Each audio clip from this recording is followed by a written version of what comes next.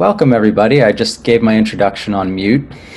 It's a good start to the Zoom day. What I was saying is that the agenda you can find in the chat. So if you look at the bottom of your screen and click on chat, you might have to click on more to be able to see it. The agenda that you just saw full screen will be there, and you can click on it at any point. You can save the file if you want to have it in the background. So good morning. Welcome. Thanks for joining us today. My name's Nick Haberman, and I'm both a high school teacher and a team member of the Holocaust Center of Pittsburgh. I currently spend half my day at Shaler area teaching two classes. First is a class called the Holocaust, Background, Tragedy, and Aftermath. And the second is a class called Multicultural Studies, which is Multiculturalism, Genocide, and Human Rights.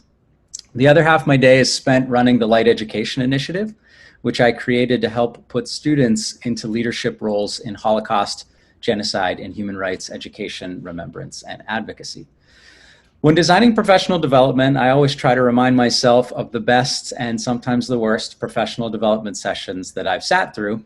And I think about the ones that are the best are the ones that have met my expectations, and the ones where I felt invited to ask questions and participate. So what I'd like to do is just take a moment and practice using the chat feature, because I want you to feel comfortable using that feature throughout this program. My question to you, which I'll post in the chat right now, is what's something you'd like to take away from this session? Or if you could please, if you don't have anything to add, if you could just say hello and where and what you teach. So I'll do the teacher thing and give you a minute of wait time here. If you could chime in and let me know one of those two things in the chat. And as you keep typing, just for the sake of time, I'm going to keep giving you a basic introduction here. And all throughout the program, you can keep using that chat feature as you wish. So as a teacher, I understand that summer is absolutely precious. And the fact that you're here on a summer morning to engage in teacher training says a lot about you as a teacher and your dedication to the profession and your students. We know it's a difficult and demanding job to be a good teacher, and sometimes the profession requires us to put up a facade and be strong when we're having a personal or family crisis. Sometimes, however, it's necessary for us to let our guard down and have an emotionally honest conversation with our students, especially when it comes to topics like the Holocaust, or genocide, or human rights violations. There's an age-old teacher joke that takes many forms about a primary school student unknowingly knocking on the door of his teacher's house on Halloween. The student says to the teacher, "Wait, I thought you lived in our classroom. Don't you sleep at school?" It's true, our students sometimes forget that we're human, and thus, as teachers, we slip into the role of robots, forgetting to let our guard down and be emotionally honest. Crying in front of class is what we're told never to do. But today we're going to talk about how to create an environment where students feel safe enough and brave enough to let their guard down and share their honest emotions. And it all starts with us, their teachers, modeling that behavior by letting our guard down sometimes, by developing lesson plans that promote empathy, by selecting content that humanizes the stories. Because after all, as teachers, we're storytellers, and sharing our sincere emotions when it comes to death and dying, it's not easy to do. The aim of today's training is to connect you to turnkey lessons and activities, to model classroom guest speaker experiences, and to open the door for more emotionally honest discussions about anti-Semitism, racism, and hate speech in general. I've copied the link to our schedule of events in the chat, and you can follow along. Even though we've just begun, in my head, we're already out of time because there's always too much information to cover when it comes to the Holocaust. And that's the importance of what we're doing now, which is creating a network of individuals. You're now connected to the Holocaust Center of Pittsburgh, which is a brick and mortar institution that will be there when you need it, either an hour from now or 20 years from now. They exist to educate, so please don't hesitate to reach out to them when you get stuck. That's what I did about 12 years ago. They connected me to a Holocaust survivor named Jack Sitzhammer, and he redefined my entire philosophy of education and helped me find my professional calling. Just some last minute logistics. Please feel free to keep your camera on or off, but obviously the more we can see each other, the more we'll feel like we're together. Also, it might be best to keep your mic on mute unless you're speaking. The program is being recorded. to be shared on the Holocaust Center of Pittsburgh Facebook and YouTube pages. And lastly, please use the chat the entire time when you have questions or thoughts. We probably won't get to everything in the chat, but we'll have a record of it to address at a later date. And if you could hold off with your questions until the end of each little mini session, we might end up answering your question before you ask it. Without further ado, I'd like to introduce Dr. Lauren Bairnsfather, Director of the Holocaust Center of Pittsburgh, and Sonia Ewell, teacher and social justice advocate. Good morning, everybody. Nick, is my sound on? All right. I've become very good at starting to talk on mute. So Nick, thank you for getting that out of the way for both of us. Good morning, everybody. Thank you for being with us this Monday morning. I know it's a little bit challenging to get started, or at least it is for me. And we are in this very strange moment of the coronavirus, quarantine, uncertainty, and hatred boiling over. So that's what's on my mind this morning, and it fits very well with thinking about emotional honesty. So Nick talked about modeling. I'm going to model vulnerability this morning. Willingness to speak candidly, to be a little bit awkward because some of this is awkward. I hope that that will make all of you feel comfortable. I see from what you wrote in the chat that you're coming from many different schools across the region, teaching different ages of students, some as early as pre-K. We really have a lot to talk about that we can talk about at a later date, because we have conversations a lot of the time about how what we're doing today really needs to start very young. So I'm thrilled to see this cross-section of teachers on the call this morning. Because we're the Holocaust Center of Pittsburgh, I wanted to start with a topic that has weighed really heavily on our minds, especially since October 27th, 2018, and the shooting at the Tree of Life building. As Holocaust educators, our trainings, and I see some people on this call who've been to trainings with us over the years that I've been director, which is 5 years at this point. I was always worried that students would have a very limited exposure to Holocaust studies and that they would not understand the richness of Jewish life in Europe before the Holocaust. After the shooting at the Tree of Life, we understood that we weren't talking enough about anti-Semitism. We weren't talking about thousands of years of hatred of Jews, and we needed to do that. So I'm going to share some resources with you. I'll put them all in the chat when I conclude, and then we'll email them later if you don't have time to pick them up. The first is a 13-minute video that comes from the United States Holocaust Memorial Museum, which is the history of anti-Semitism. I know some of you on this Zoom have seen the video, may even be using it now. It's a very good introduction, a little advanced maybe for middle school, very good for high school. So we were thinking about anti-Semitism and very much concerned because we know things like the plague or other times of pandemics or great illness, there's a tendency to scapegoat. And Jews are always caught up in the scapegoating. With COVID, we saw scapegoating, and it continues to happen when we hear about the Chinese virus, scapegoating of Asians and Asian Americans. And it really is a time of terrible hatred. Add to that the murder of George Floyd at the end of May.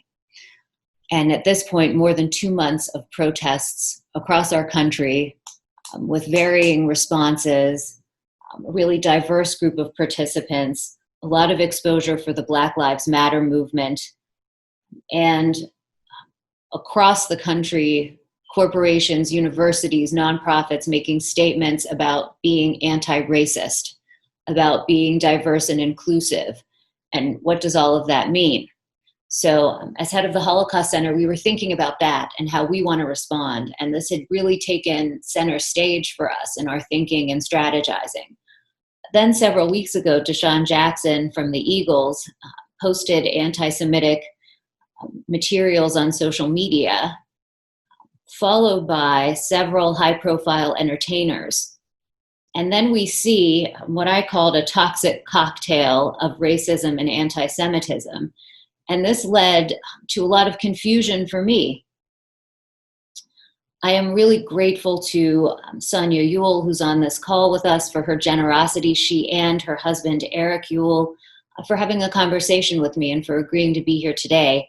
I'm going to direct you to some other resources because this was a very confusing couple of days for me. And if I'm confused about this, I can imagine how students are going to feel when they come back to school in a few weeks. So I'm going to share a wonderful article that Kareem Abdul-Jabbar published. I'm going to direct you to a 2-minute video from Zach Banner of the Pittsburgh Steelers, the first video he posted where he was emotional, trying to make sense of what was happening really at this confluence of racism and anti-Semitism. Later, he would say that he didn't know the word anti-Semitism. He just knew what he was hearing was wrong. And I think he really is an incredible person. He was part of a panel last week with various leaders from within the nonprofit and arts community, and I'm going to send you the link to that too. It's a long discussion, worth your time if you would like. And finally, Holocaust Center of Pittsburgh has recorded a number of conversations that I've been lucky enough to conduct with people in our community. One is airing today at 1 o'clock, if you still have the stamina to think about these things at 1, with a professor from Carnegie Mellon named Jason England. And he was so open in this conversation and trying to make sense of everything that I'm talking about. That's another good resource, and that will be available on our YouTube channel. I see that some of you on the call were in our training on Friday about Holocaust testimony. Nick talked about the importance of first-person accounts. It was very powerful. I think we didn't have a lot of time for teacher participation, so we're going to talk about how we tell stories from the Holocaust today. And if you had some lingering questions to the 5 or so of you I see, maybe more at this point, who were part of that on Friday, please don't hesitate to put those into the chat. And as Nick said, anything we don't get to today, we can follow up with later. So I think that's enough from me. I'm going to be here to answer questions. And now I'm going to ask Sonia Ewell to join me, and we'll have a conversation. And Sonia, thank you again. Thank you so much for speaking with me last week. As we were thinking about emotionally honest classroom, we were thinking about representation in the classroom, who students are meeting and who they're hearing from when they hear about these matters. And I'm so grateful to you. So Sonia, good morning. Good morning. Thank you so much. I'm glad to be here. Some of the things that I talked with Lauren about last week, I taught middle school first. This is my first time going into high school this fall. But talking about some of those hard topics, talking about some of the things that have even been happening, depends sometimes, our comfortability sometimes depends on the students that we're teaching. Meaning that we are a lot of times in schools where the population is very homogeneous. And so we don't always know how to approach it, especially if it's coming from a different perspective. And we talked about those things. I have had the honor. I taught at a charter school where there was more of a population of multiple students. So as we talked about the Tree of Life shooting, when that happened, I happened to be in a district where the students did not even know what it was to be Jewish. So I was starting from the very beginning, not understanding that, because the school I was at before that, there was such a delightful mix of students and cultures. But just from the very beginning, even in teaching middle school, always making my students understand that they had to get comfortable being a little bit uncomfortable. If we don't make a space where people can speak each of their truths, their own truth, so that they can understand the perspective of someone else, it becomes very hard for anyone to say anything. I think we deal with some of the topics that we're even talking about now and that are in the news now. Students are not just dealing with anger or hostility or the blatant racism they're seeing in multiple areas, but then they also deal with the guilt when we teach it a certain way, no matter what perspective it's coming from. There are so many different emotions that we have to go in making students understand that they may feel as we teach, but also not just bringing up those emotions, but what do we do with them? Whatever we are teaching in a classroom, how do we empower them to turn that into an action? So as we approach some of the things with George Floyd, multiple colleagues of mine have talked about how uncomfortable they are to even talk about it. And some of those things, though, bring up the fact that there are students who are going to be very angry. And one of the things that Lauren and I talked about on Friday is there is a history. This is new because it's in the news, even the Tree of Life. Some of these things that are now captured in the news are not new, but they may be new to people who have never had to deal with them. But sometimes that creates an anger for the population that it's not new to. We talked about, even as Holocaust, I happen to have a very great colleague that I co-taught with a lot. So when she taught World War II in 8th grade, and she taught all about Holocaust, and I was teaching night right across the hall. So we went to trainings together. Even though she is Jewish, her grandfather is a Holocaust survivor. I went to those trainings so that I could know more, so that we could both be in the same place, or not maybe the same place, but I could have a better understanding. And while that was great, when we're teaching in a classroom, we are teaching a lot of times to multicultures. One struggle for humanity is not more than the other. One is not bigger than the other. And I think that as we teach, we want students to be able to make the connections between the struggle of the Holocaust or the struggle of African Americans. But that an important and powerful part of that Lauren and I talked about is often in a textbook, students learn about the transatlantic slave trade as it concerns African Americans, and then they go to civil rights and they go to the things that are now. But if students who were Jewish or even non-Jewish started learning about Jewish history just at the Holocaust, imagine what the emotions and the implications of teaching it from that point are. So when we teach ancient civilizations, a lot of times in class, we will teach Egyptian civilization, but we do not always go back to ancient African civilization, so that students understand what happened before the transatlantic slave trade. So some of these are just uncomfortable things, but there are things also that we have to think of as educators, because they have implications for how we are bringing them up in a classroom. And I do approach it from saying that sometimes we have to be uncomfortable or be comfortable being uncomfortable, but that is not to say that I want an uncomfortable situation in my class, but to make them understand that some of the topics are going to get uncomfortable. And so in creating a more comfortable space, this is the space where it is safe. You may not be as comfortable if you're in a situation outside of a classroom, but that each person's truth is valid. We don't invalidate that. So those are some of the things that we just talked about on Friday. And I think that I have a lot more leeway, which is why I wanted to teach high school, to talk about some of these things, because it may be, depending on the maturity of your class, in a middle school classroom, a lot harder to approach, or there may need to be a lot more background before you bring those things up.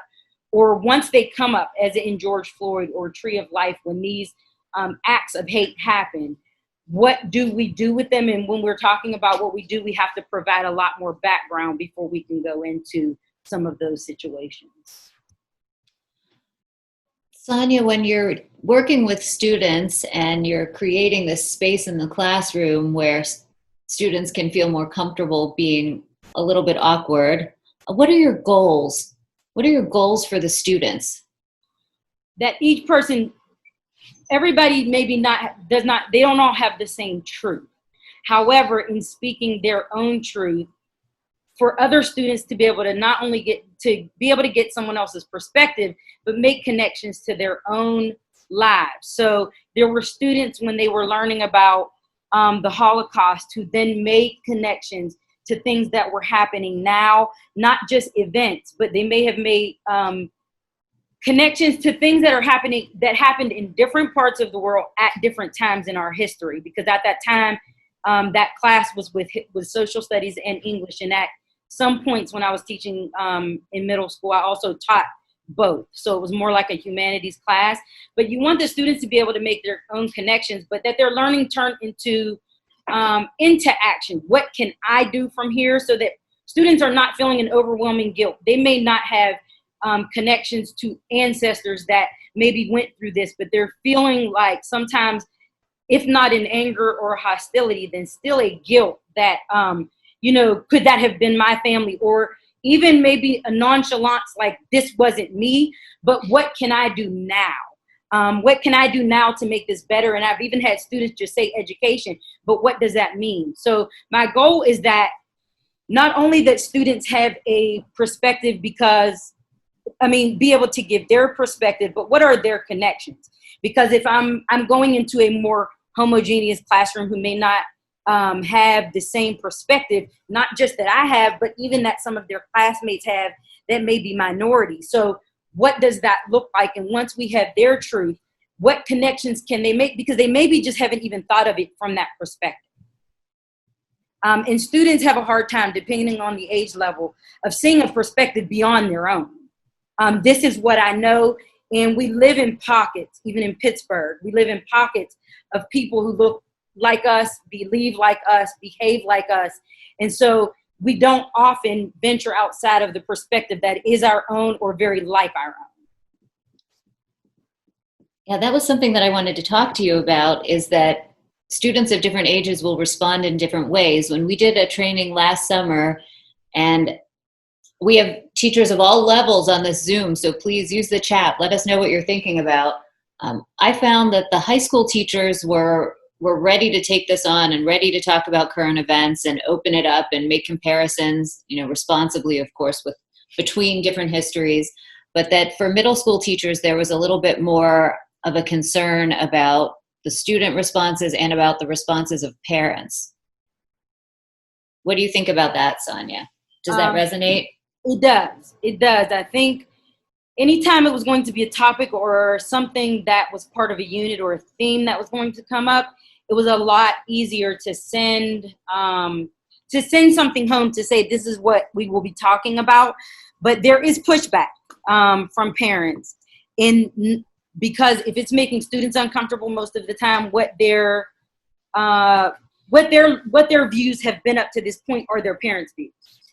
And so that can be uncomfortable too, but I have found that it's not necessarily my perspective. They may see it as my perspective. It may seem like it is an African-American woman's perspective, but what I'm teaching is usually fact-based. So it's not like I'm just giving all opinions. And even in them forming their own opinions, that if we're teaching, we have to be very careful.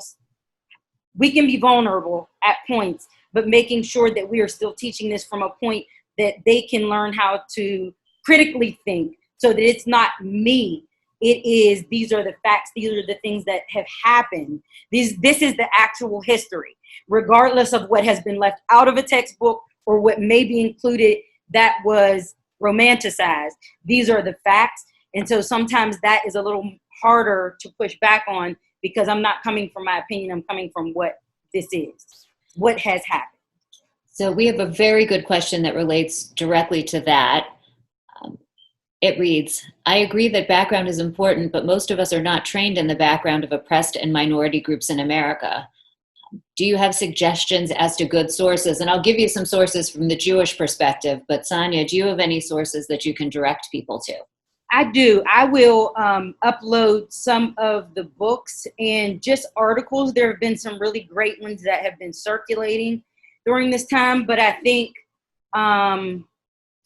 what's really important is, if you are teaching like a social studies course or something to that level, there are even movies right now. So there are a lot of documentaries and movies that I've also noticed that people are directing people to. Sometimes we feel like those are just entertainment value, and they're very much based in a history that has been left out, or maybe just from the perspective that has been left out, because we often kind of gloss over certain parts that are not so favorable.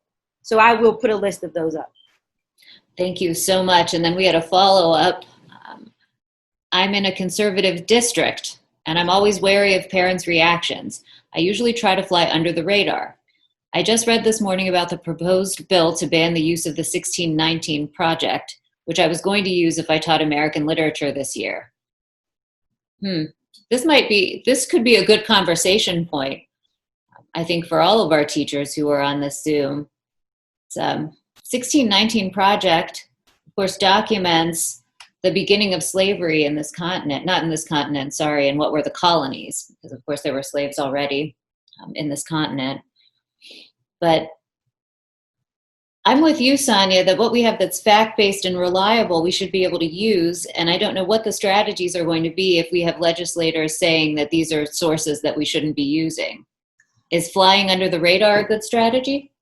And always recognizing that even as far as Holocaust studies goes, there are going to always be sources And there are sources that are living sources that can say things or are survivors. So some of the more explicit things that normally maybe not taught have now become, at least in high school, a little bit more acceptable. There is a banned books week. If you're an English teacher, there's a banned books week. So there are books that have been banned for various reasons.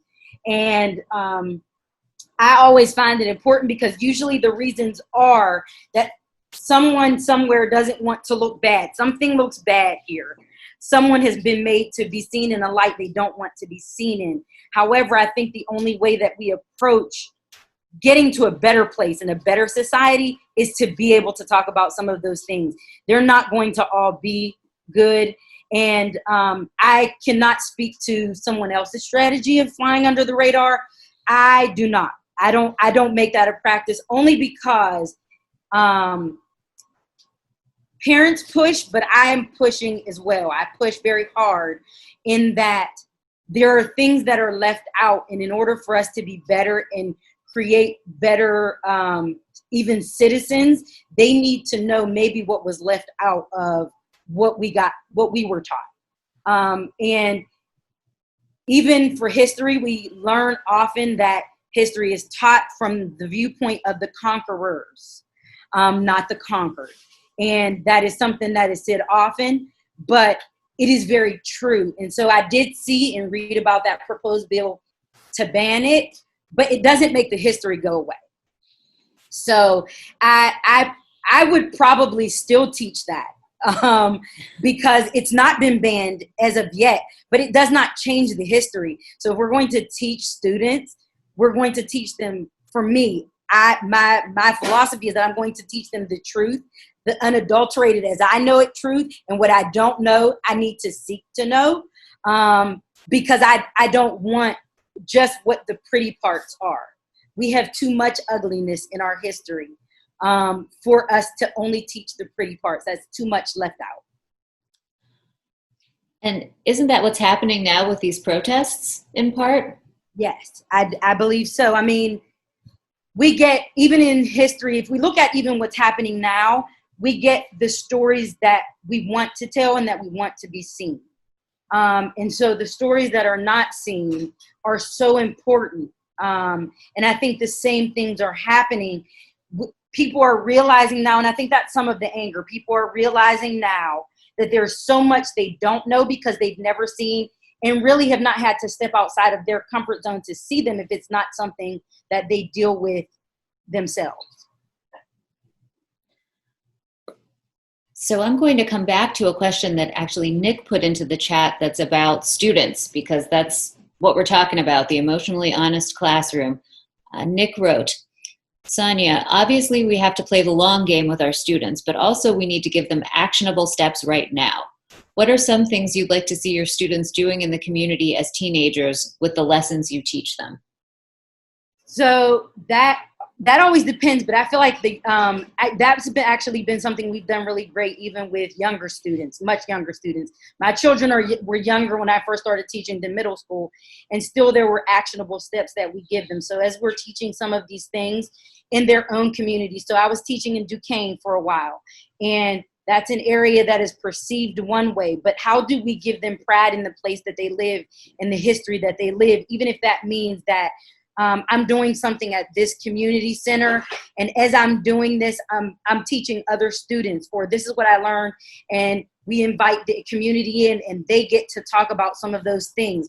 Now, the older they get, with especially like the movements and the protests that are happening now, one of my suggestions is that we have students more engaged in the civic process. We have a lot of students who don't really understand in this area, in Duquesne and West Mifflin, what that looks like. But we have state representatives who are a lot more accessible to them now than they've been. So one of the things that we've been having them do is to write about some of the things that that are happening that they want to see in their own communities to those state representatives. And we actually have, so for this area, Austin Davis is one of the representatives, but he's been so accessible in coming to see what the students are doing or what groups of young people are doing. in that helping, so when we did Tree of Life, there weren't just students writing letters and doing cards, but I actually reached out to some of my other teacher friends and like, what could we do? What was it that the students could actually go and do? And sometimes that is a question for the communities that even they come from. If you're in Pittsburgh Public and they're coming from a different community, I know feeder patterns change. Or if you're in a charter school, what that looks like. It's been very interesting in working with other communities, what that looks like. So beyond the protests, we have students who are going to protest, and they're going to Black Lives Matter. But even Lauren and I talked about that. Black Lives Matter was started by a specific group of people, and now the movements and the protests have outgrown that.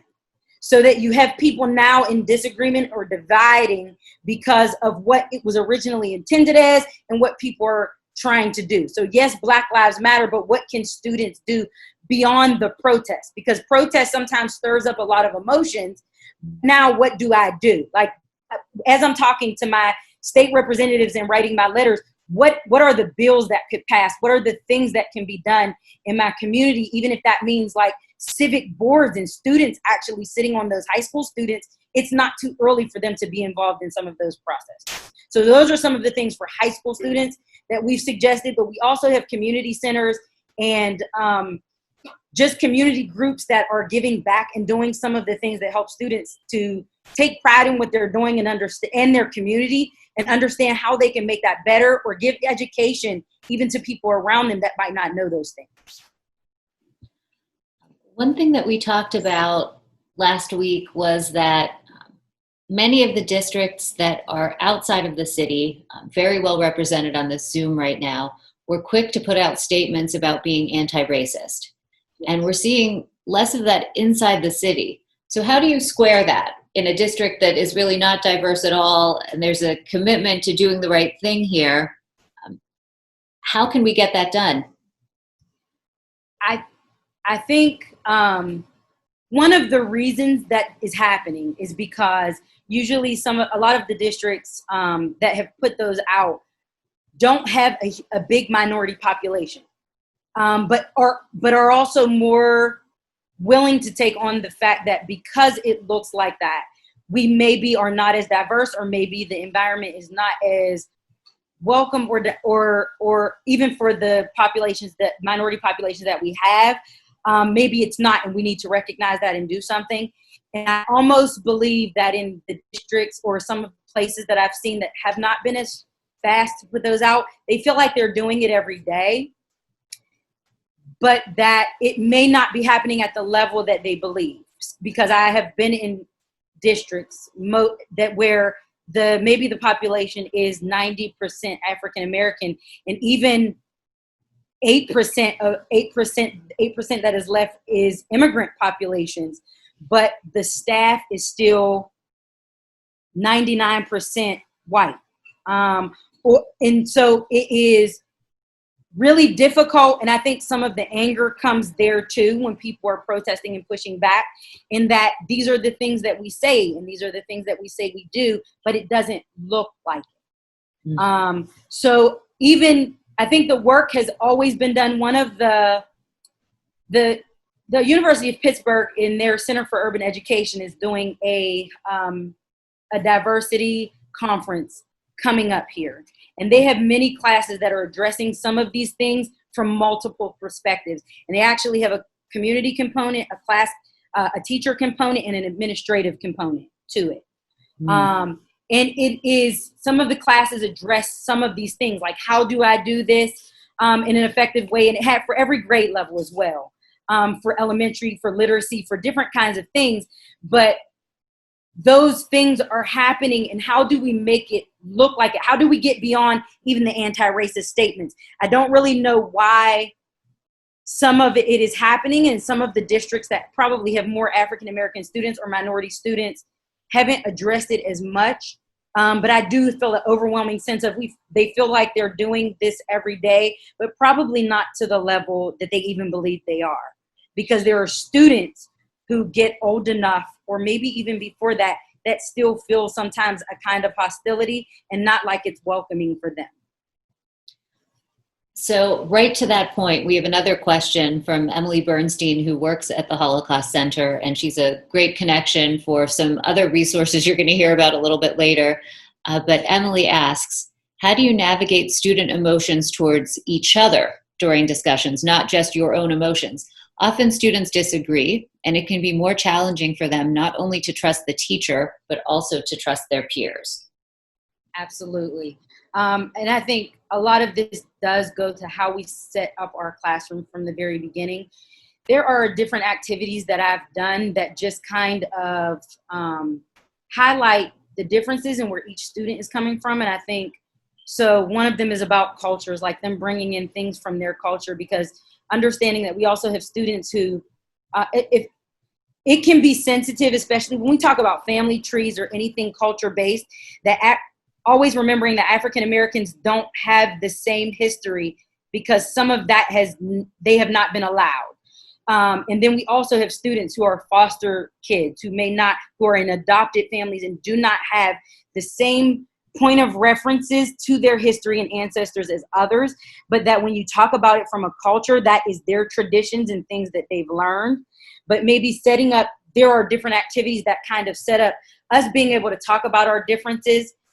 Because there is, Jane Elliott talks about this a lot, but people who say that everything's colorblind. This is a colorblind society. I don't see color. I don't see differences. But helping our students to see the differences, but celebrate the differences. The differences don't have to define everything that should divide us, but that we be able to celebrate what those are, or at least understand them. I went to school with people in my class that I remember that were different religions, but because they talked about what they believed, we talked about what we believed, we just understood the differences. It wasn't that one was better than the other, but we also have to sometimes cultivate some of those activities, some of those things in our classroom that help us to understand one is not better, one is not worse, that they're different, but we have to look for still the connections and the differences. Because some things are, most things are just grounded in humanity. And us being able to see each other's differences and still celebrate them helps us to see the humanity in everybody the same or different. We talk a lot about how important it is to see the humanity in others and to preserve the humanity in ourselves. So this has been so wonderful. Is there anything that I haven't asked you about that you want to talk about as the school year begins? One of the things that maybe educators have seen, but maybe not shown to all of their students, there is a video, it's a TED Talk that talks about the danger of a single story. And it's not that there are not going to be, I feel like it addresses the fact that there are going to be stereotypes. And it's not that all stereotypes are wrong, but the danger is in thinking that's all there is. There are too many limitations to that, and it doesn't tell an entire story. So when talking about high school, I also do some exercises and kind of evaluate that video and have them talk about that, because people see with their eyes first, so they see the differences that you can see first. But that stereotypes are not necessarily always wrong, but that we have to look at how limiting a stereotype is and be able to see beyond that. Because often I think some of the hatred that is happening now is based on stereotypes and us not being able to see the humanity beyond the stereotypes that we think we know. What you just said is so powerful and resonates so strongly, especially when we've been talking about testimony. Friday, we talked a lot about Holocaust testimony. We always say, when you hear one survivor's story, you hear one story. Right. That is not the entirety of the Holocaust in one story. And it's not the entirety of Jewish experience. Right. And the other thing, I started out by talking about how we know that there is racism within minority groups. There is anti-Semitism within minority groups.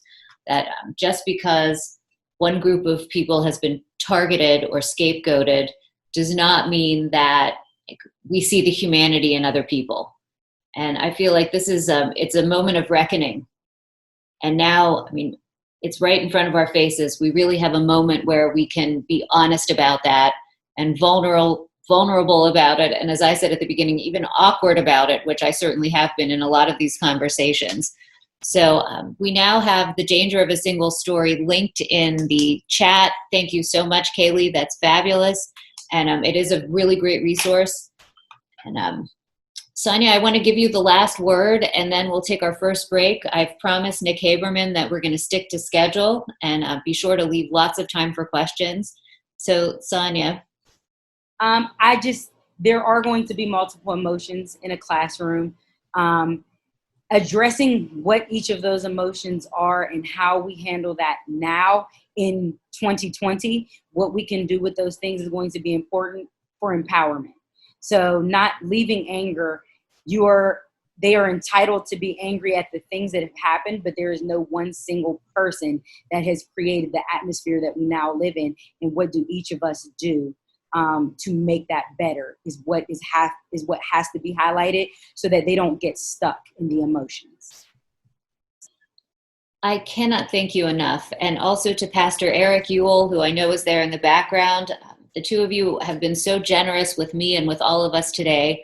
Thank you so very much. And Sonia, I'm wishing you a very good school year at Avonworth, and hope to see you again very soon. So we'll take 5 minutes and we'll come back.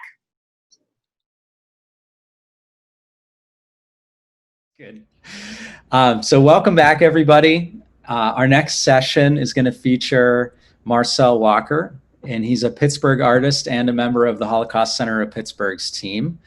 During this session, I really encourage you to use the chat to type questions for Marcel, and we absolutely have time built into this session for Q&A. We don't want it to just be this canned, scripted conversation. We want it to be adapt and go in lots of different directions and go on tangents and follow all these different paths. So please use the chat. And also, Marcel just did a really amazing interview with Lauren that you can find on the Holocaust Center of Pittsburgh's Facebook page, and I believe on their YouTube page already, which means if you don't get enough of this today, you can tune in and watch, I think, another hour and some change of talking to you. So Marcel, thanks for joining us today. I always tell my students when I set up guest speakers, if there's nobody in the audience, I'm still going to have a good time, because I wrote down some questions that I've never asked you that I've wanted to talk to you about for a while, that I love hearing you dive into being a storyteller and being an artist and helping our students to really step into that role of storyteller and artist. So I'm super excited about having this conversation with you and seeing where it goes. But just to get some of the basics out of the way, can you give a little bit of a background of your role for the Holocaust Center of Pittsburgh, the projects you've worked on for them, and really you have a very unique position, not just in this city, but almost in the country, as this comic artist in residence specifically for Holocaust content. So could you talk a little bit about that, please? Yeah, sure, absolutely. And hey, I really appreciate that you asked me to participate today. Thank you to all of our educators, everybody who's on this Zoom video conference. It's great having you here. I'm really honored to be here. So sure, I can talk about myself. I feel like I talk about myself all the time. So my name is Marcel Walker, and I am what I call a graphic prose artist. Now that's just another way of saying I make comic books. I'm a comic book creator. I've been doing this since I was 6 years old, and I'm from Pittsburgh. I'm born and raised here. I've lived all over the city, all sorts of different neighborhoods, interacted with all sorts of different cultural communities and everything. And I was making comics and artwork since the time, like I said, I was a child, a teenager. I knew all along I wanted to make comics. I went to the Art Institute of Pittsburgh when I was a teenager, and long story short, I freelanced and worked some day jobs. But eventually I started working with the Holocaust Center on the Hutzpah project in early 2014. I was one of 5 creators that were working on the project originally. One of them was a writer, the other 4 of us were artists. And I knew about it from its inception because I was very close to Wayne Wise, who's the project's writer, and he's still our lead project writer, and he was on the original committee that put HoodsPow together. So I always tell people, if I had not been asked to participate in HoodsPow, I was still participating in HoodsPow. That was just going to happen one way or another. Yes, I was originally planned to just draw 1 story in that first issue of HoodsPow, but my role just increased really rapidly based on the needs of the project. It needed more guidance than it had. The original editor and I also struck up a really close friendship, and we were able to work very well together. And it continued when we did the second issue, and my role just continued to increase. So by the time we had finished the second issue, the second volume, the Holocaust Center invited me to join the staff of the center. So I actually have a role on staff. My job is making this comic book and participating in the educational initiatives of the Holocaust Center. And it is really unique. Like, first of all, I don't know if any other comics creator regionally and maybe nationally has a role like mine where they are making comics as a living, like where it is actually my job, with benefits and all that fun stuff. But also where, I'm working for a nonprofit for social initiatives, and, but doing what I do, I make comics. I get to help integrate those comics into the work done at the Holocaust Center. That's really unique. If there is somebody else out there who has a role like mine, I'm unaware of it. I hope there is. And if there's not, I hope we cultivate more of those. So in that sense, I hope my role is a model for other potential educators and comics creators to follow. Now, I don't think I'm ever going to forget where I was sitting, who was with me, whenever somebody first asked me, hey, do you want to teach a Holocaust class for 90 days? Do you want to be the guy who's delivering this content for 90 straight days, twice a year, to hundreds and now thousands and thousands of students? And I thought, I don't know if I'm the guy, because I don't want to screw it up. There's a lot of pressure here. And if I say something wrong, that's going to carry on and have ripple effects. So I got to make sure I get it right. And I was really nervous. What was your moment whenever you first realized, I'm the guy who's going to draw the cover of a Holocaust comic book that's going to be around for decades, and, if not longer, that now we have 4 volumes of? What were you thinking? Were you thinking, I'm the guy who can do it? Were you nervous? Were you excited? Where were you at? So we originally had another local artist who was planned to be the cover artist. So I was going to do one of the interior stories, and there was somebody else who was designated to do the cover. And that person had to drop out. They had some other commitments that ended up precluding their being able to do it. And I was like right there. Like I said, I knew a lot about this project, so I just stepped right up and saying, okay, I can do the cover. I'm also a bit of a control freak, so it worked out on my end too. Like, because I had some ideas, but I'll tell you, I'll say I wasn't overly daunted by the idea of how long this might be around and that I might be remembered for it, because I think just the nature of this kind of work, and I do other freelance artwork and things, projects of this nature, and I'm immersed in comics. Like, I think about in comics and of comics all day long, every day. I think I just probably presumed if this did not work, if the project didn't work, it would just get forgotten. So I didn't spend too much time thinking about, oh no, I just thought, well, nobody will have heard of it, and that'll be that. I'll just move on. But I will say that was probably the single most challenging visual part of the entire project, even to date, because I went through several drafts of that cover trying to establish the tone. And the project had a different name at first. It was called The Upstanders. And in trying to reflect that in the tone and then getting it right, it took more work than I had anticipated, because you didn't want it to come across as funny, or that we were, this wasn't a standard comic book, but it also wasn't just like a straight up historical text. We didn't want it to come across as boring. We wanted it to be engaging right off the bat. And I actually reached out to a number of my friends who are Jewish, and a term I had never come across before, Jewish. Uh, they introduced me to. So this was the cover of the first volume of Chutzpah was the beginning of my immersion in Jewish culture, because that's where I started getting feedback from people who I'd known for years, some of them, but getting their impressions on what I was trying to do.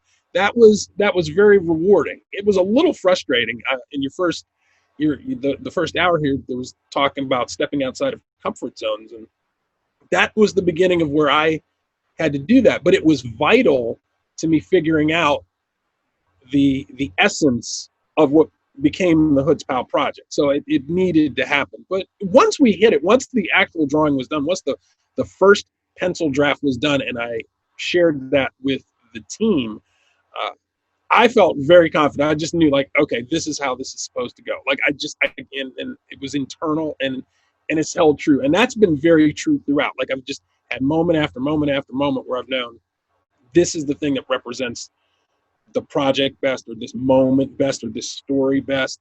And when artists now submit work to me for the project, there are similar moments where I see and I go, that captures exactly what we're trying to capture right now. So, but yeah, that was the cover. That still means a lot to me for that first issue. Now, you talked a little bit about having conversations for the first time and really diving into the Holocaust at a level that you hadn't before. You and I are similar in that neither of us grew up in the home of a Holocaust survivor or had Holocaust survivor grandparents giving us these stories at a young age. I was raised Presbyterian in Etna, and I don't think I knew anyone who was Jewish until I was probably 19. Sure. So we both really came to the subjects as adults. Can you remember that first time you were hit by the scale or the enormity of the Holocaust? And how have the conversations that you've had with the survivors, because you've had a lot now, how have those conversations really changed not only your perspective on your work through Chutzpah, but also your life outside of the Holocaust Center of Pittsburgh? Oh, in every single aspect, personally, professionally, spiritually, every aspect. I will say it still occurs all the time. You know, whenever I hear survivors speak, you know, both in person and through recorded testimonies, it happens all the time. There are two specific instances that really stand out for me, though. The first was when I was working on the story of Malka Baran, who appeared in the first volume of Chutzpah. She'd been a concentration camp survivor, and she had a very emotional story about her experience in the camp, which involved a child that she and the other women in her camp protected and hid and guarded and kept alive throughout the remainder of their time in the camp. And I was in the middle of working on that story. I had it on the drawing table, which is just directly across the room from me here. I was up late one night working on it, and it just hit me that I was telling a real story. Like this, what was on the page in front of me, this experience with Malka and this child David, and what they were feeling, that was a real thing.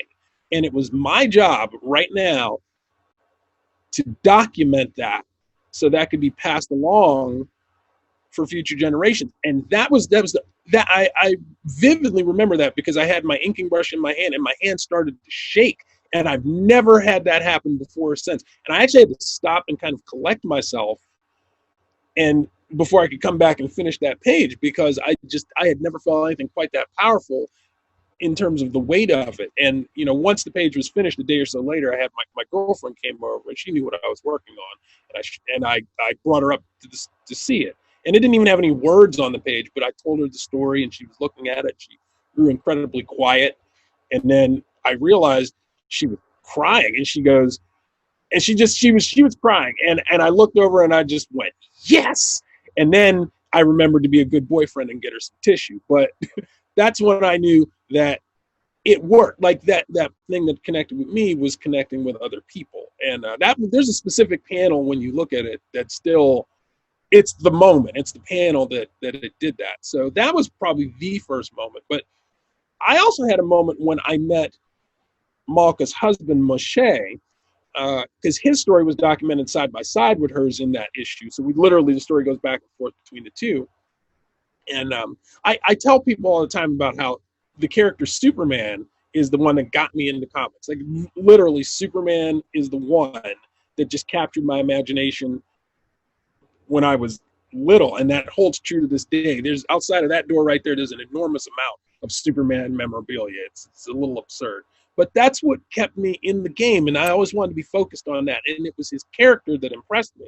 So I'm going to tell you, I drew Moshe's story, and he had escaped the Krasny ghetto as a young man and become a partisan fighter in Poland during the war, and helped his family members to escape. And and another equally impressive story, just an amazing individual, what he endured. When I met him in person, so this is after the first issue was completed, when I the first couple times, actually, like when he walked in the room, I always tell people I could not have been more taken aback if Superman himself, I mean, if Superman was real and walked in the room, it felt like that. Because much like with that first story, now suddenly this story I told was tangible, and I remember it was almost like a physical impression. I felt, oh wow, that story I told, that was real, and this is the person whose story I told. That person is real. Those were the first two, but like I said, it does still continue. I'm never not hyper aware of the fact that these are real stories that have been documented, and hopefully that comes through in all of the stories. The creators we have on this project are really adept at communicating. These are not fictional stories. Like, these are actual people who did all these actual things. One thing that I truly appreciate about Hutzpah is when I pick up volume 4, it feels like volume 1, and it feels like volume 2, and it feels like volume 3. It would have been very easy to make those all feel completely different and not feel connected to one another, but it has this almost like a brand that it all feels together, like it belongs together, like it exists in the same universe. And it's probably because of what you're talking about. You feel this sense of obligation to really tell these stories and give them justice. Now, when I say Holocaust survivor, everybody's kind of got their one. Who's your one that either that you've met or that you've read about and maybe passed away before you were even born? Who's the one that kind of jumps out at you and that you share their story when you try to explain the Holocaust to somebody who's never learned about it? You were gracious enough to share some of these questions and things with me before, so I could kind of prepare. And I, like, literally, as you were saying that, I just almost felt it shift just now, because it's a fluid thing. At one moment it's like, this is the story that's made the biggest impression, and then I realized, oh wait, but this story moved me this way. And it's hard to really choose. In volume 2, I wrote and drew a story of Irena Sendler, who was a social worker during the war, who worked out of Poland. She rescued tons of children from the Warsaw Ghetto. And I will say her story probably played the most to my strengths and resonated with me a lot, just because she was amazing. Like, what she did, hers is the one that always makes me think, wow, is it even conceivable that I could have done what she did?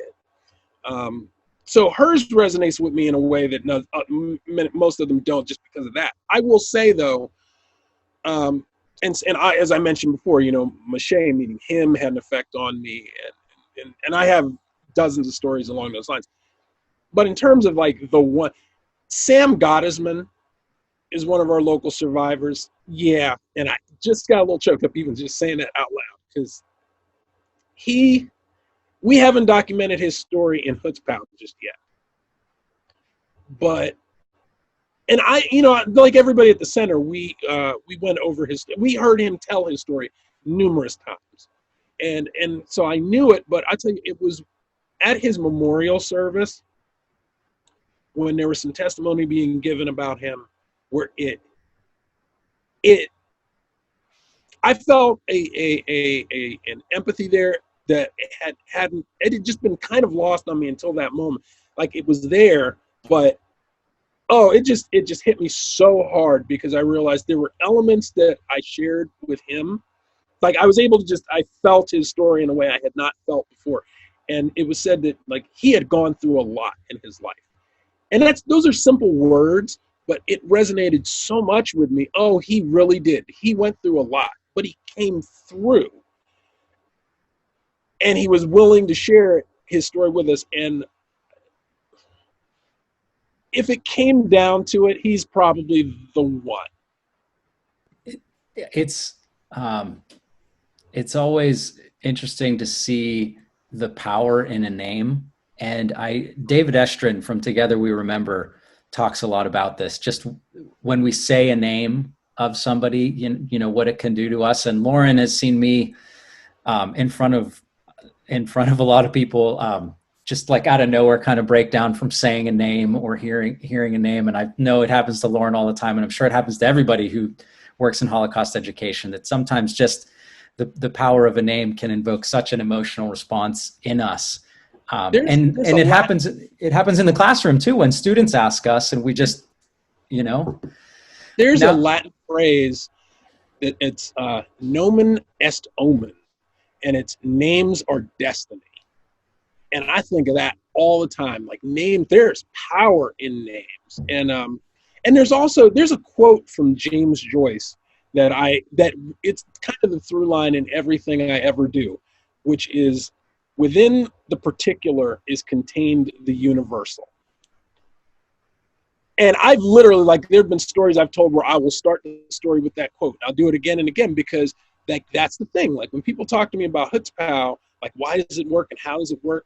Like we just go as specific as we can, just go with that. And, yes, these are people within Jewish culture. And if you're not Jewish, which, most of us aren't, like we aren't, but you just go in there, dive into that culture. And we also tell stories in Chutzpah of people who are not Jewish, but whose stories intersect with the Holocaust, like who are participants.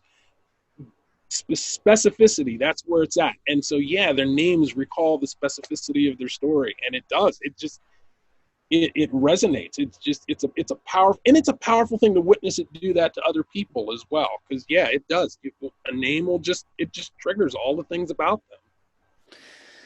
Now, we're always trying to get our students to step out of their comfort zone, try new things, and hone new skills that they can apply later on in life. What we have the opportunity to do through the Holocaust Center of Pittsburgh is, of course, the Waldman International Arts and Writing Competition, which, if this is the first time you've heard of the Waldman competition, go to the Holocaust Center of Pittsburgh website, read about it, learn about it. Your students are going to be doing it in a couple months, and they'll love it, and it will change the way that you approach Holocaust education in the classroom, because it allows students to really create something that is bigger than them, to paint something that is going to hang on the wall for people to see for years to come, to write something, to just create. Whenever you interview a survivor or read a survivor testimony and you start to think about transferring that to the comic format, where do you begin? And I think more importantly, how do you know when you're done? Because I'm not an art teacher, I'm a social studies teacher. So I'm always trying to get new tips and tricks to help students not only start a project, but stop a project, have that endpoint where they can feel comfortable turning it in, showing the world, putting it out there. Sure. That's a great question. That is a wonderful question, because that's a thing I know other creatives I interact with. Like I think it's kind of a lifelong process. Like, how do you know when you're done?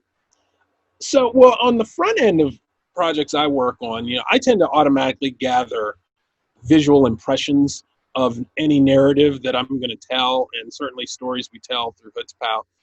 And since the beginning of the project, I've had just an intuitive sense of what I feel works best for Chutzpah stories. But once first you learn, you just I get an overview of the story. Just give me like the most basic nuts and bolts version of the story, just so I can kind of get a sense of the arc. I like to know from beginning to end, like what is the story, and then it's just I start pulling in information. I'll read and I'll look up things, and the internet is a powerful, crazy thing because you can go down whatever wormhole you need to.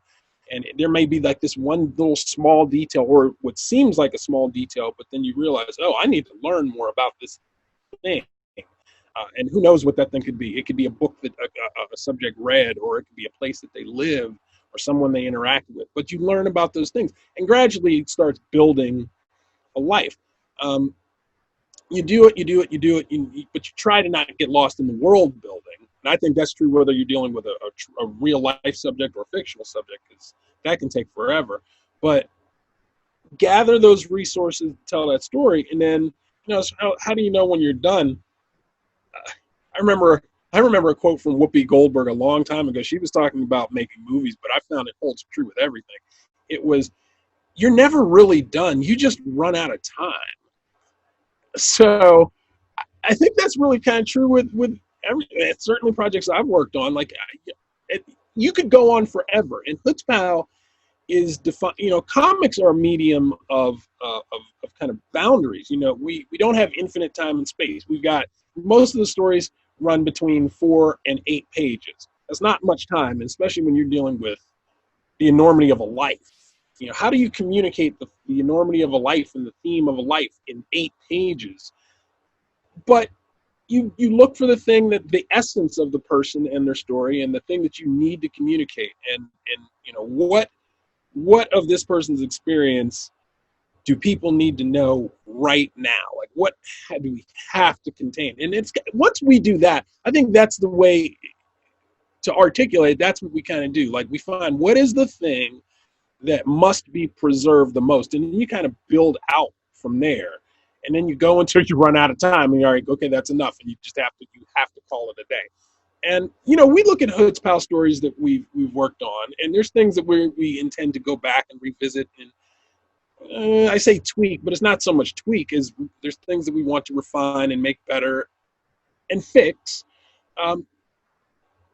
But on the whole, like, I think things work. Like, they stand as they do what they were intended to do.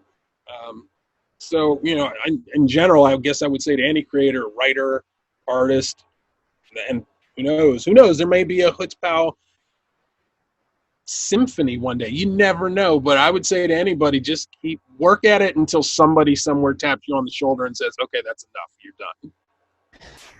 I'm gonna get a little nerdy with Chutzpah then, and get into the stories a little bit, because you talked about trying to capture the essence of the story, and Bob in his questions also hit on this about deciding what to put in and what not to put in, and he said given the space and constraints of the medium. Now in Chutzpah 1, you helped tell the story of Les Banos.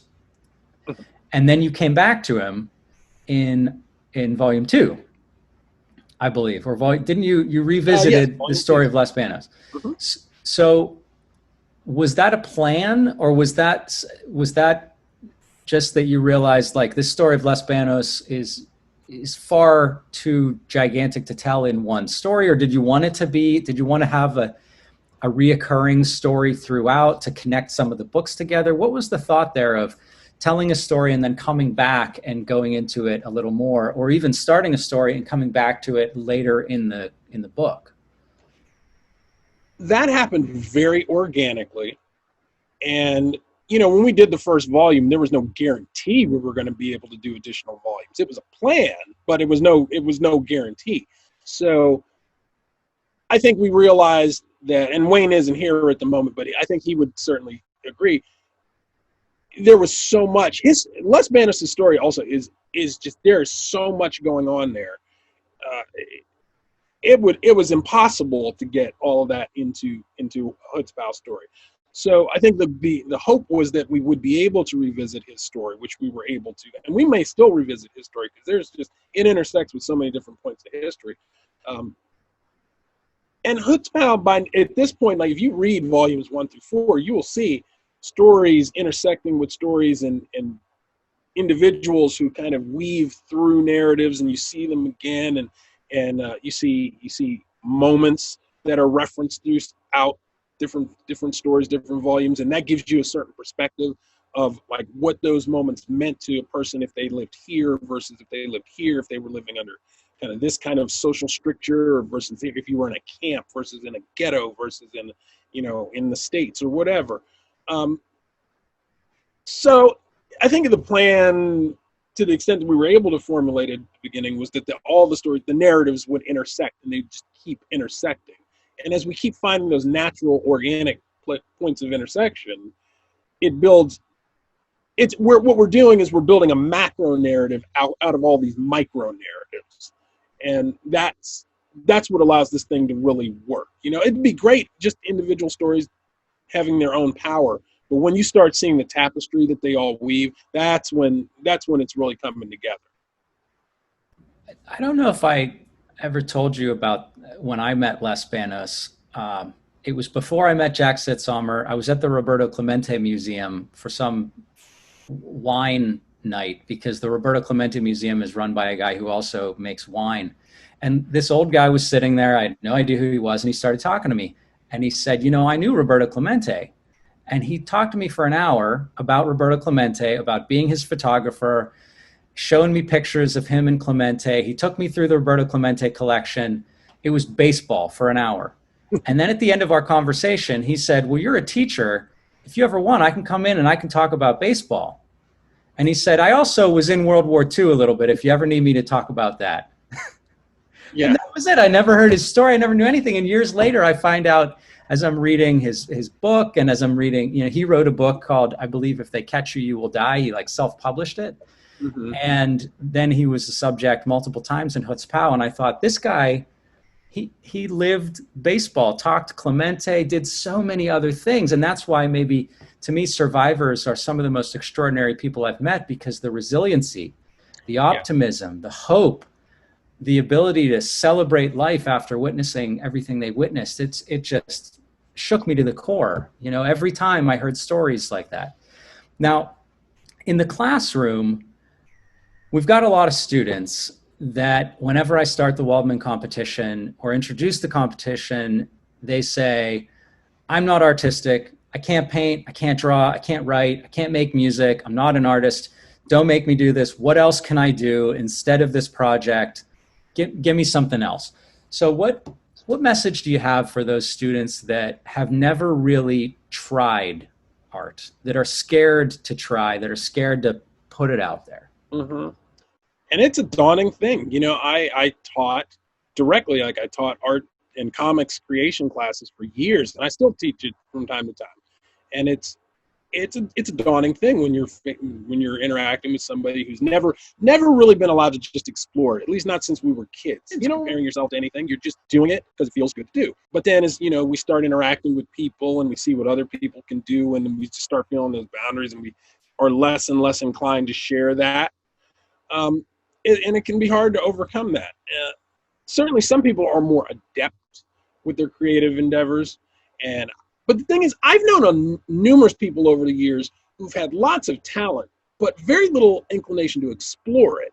And I think that's the thing I like to share with people first. Like, when they're intimidated by that, I want them to understand that you can, just because somebody has a lot of talent, that doesn't mean that you can't do what they do or explore that. Because like I said, when I've known so many people who've been so talented, but I think if things come to you too easily, and maybe that's just a bit greater life lesson here, when certain things come to you too easily, you're less inclined to explore it and push it and use it and do what you want to do with it.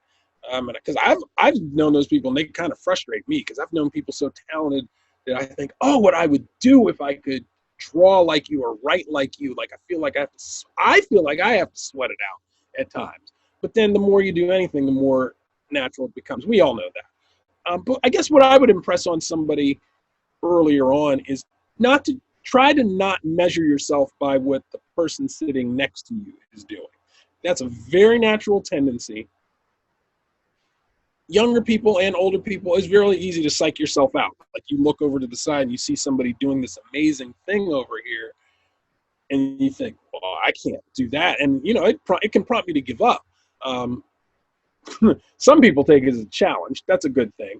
I don't even think you should look at it as a challenge. You just, talent is subjective, and people are capable of different things. So I would say try to speak to people who do what you want to do, and maybe they do it at a higher level to ferret out, like, how do you get to do that? Like, that might be that's one of the things I would recommend.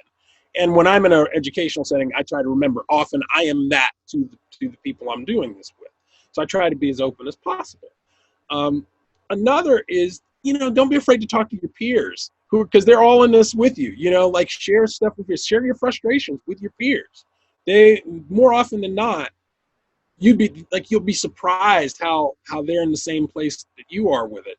And I would be remiss in discussing all of this if I did not talk about my friend Lauren, who is right here on this call, who was at one of our drawing. I did a drawing session a couple years ago, and Lauren was there with the other people that were there. It was like a drink and draw, and most of the people there had not drawn before, but we had a few of a few pros there, including some of our Hoods Pow artists, and she was sitting next to one of our Hoods Pow artists, Howard Bender, and Lauren went from that place of not having done this to now she does these wonderful drawings, particularly of dogs, and they're amazing. And you just do this, and it's beautiful. Like anybody can cultivate skills if they really want to. Now, whenever you are creating, you're drawing, and you get stuck, I'm sure you think of some of the artists who created Superman. I'm sure you think about, maybe some people or some comics that we've heard of, but what are maybe some of the lesser known points of inspiration for you? Or even what I'm wondering is if you turn to something like Mouse, which is a Pulitzer Prize winning comic. Who are your role models in this field that you look to, or maybe your role models that you look to who absolutely aren't comic book artists and they don't work in comics at all? They're just people that you look to for inspiration that we can help guide our students toward. Gosh.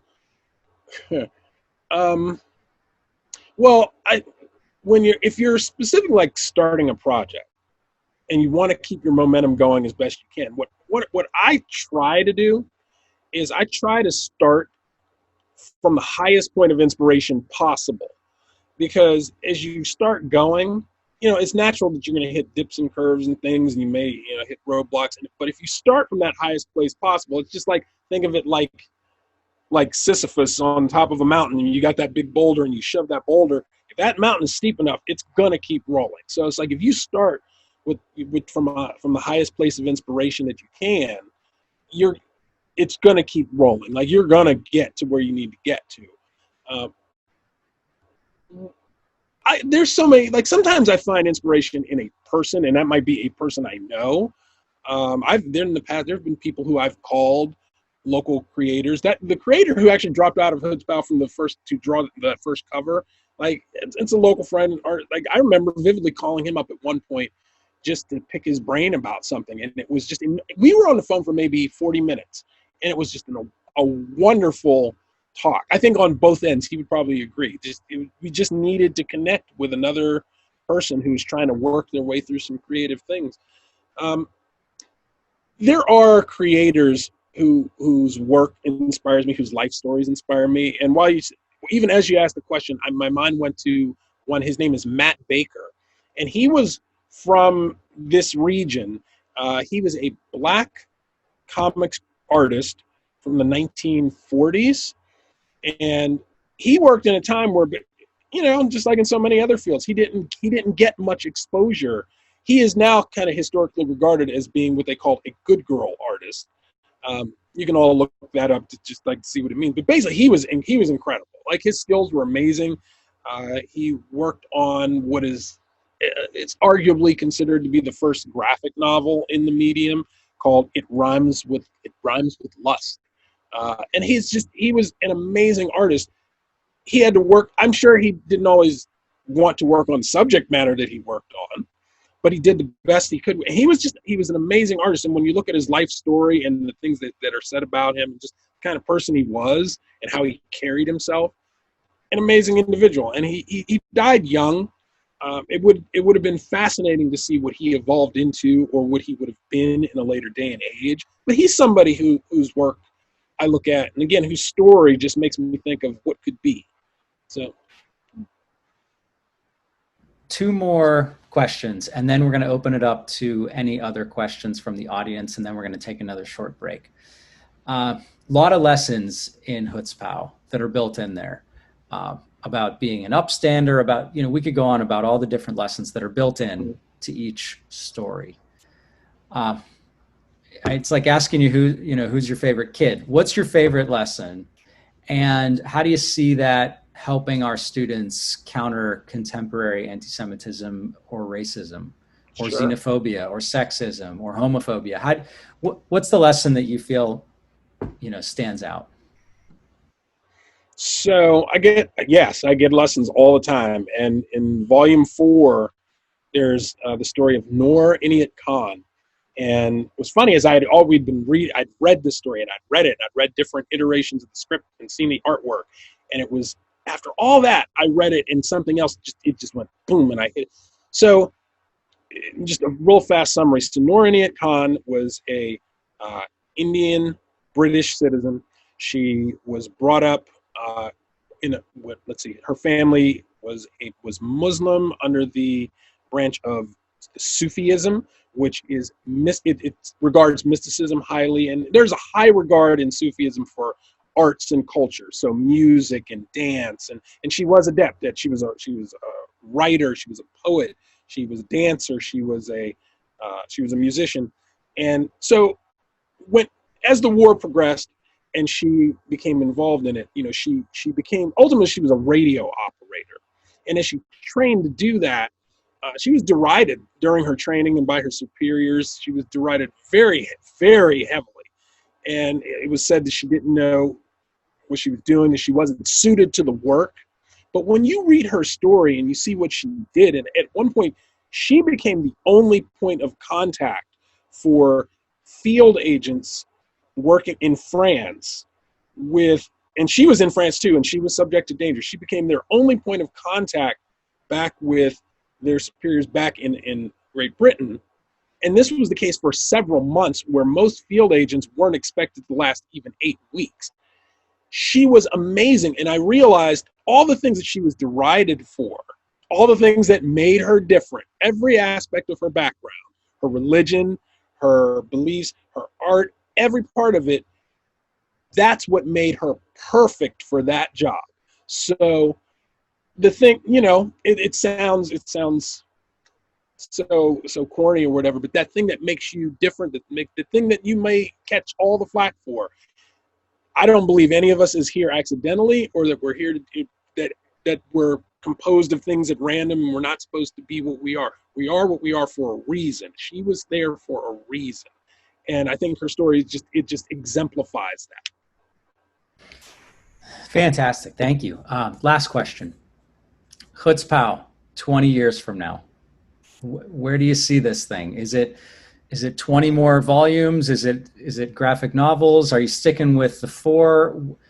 Where would you like to see this thing in 20 years, knowing that it's already on the shelves of the U.S. Holocaust Memorial Museum and it flies off the shelves because people buy it so much? Where do you think this could go? From the beginning, I can honestly say this from day one, early on, I wanted Chutzpah. My hope was that it would have a shelf life, that it would live in perpetuity. And when you look at the works that have been used, the works of literature that have been used in Holocaust studies, predominantly Maus and the Diary of Anne Frank and Night by Elie Wiesel, wonderful works, but they weren't designed from the outset to be used for educational purposes. Now, Chutzpah was designed for that. But I also have always considered its impact will be felt with general audiences as well, and it can have a dual life. Like, it doesn't have to be one or the other. I think that it will, if Chutzpah can have a shelf life, and what's going to happen is at some point it will be collected. So I would like to see a collection of Chutzpah, the chapters that we have done right now, these volumes plus the volumes that will follow.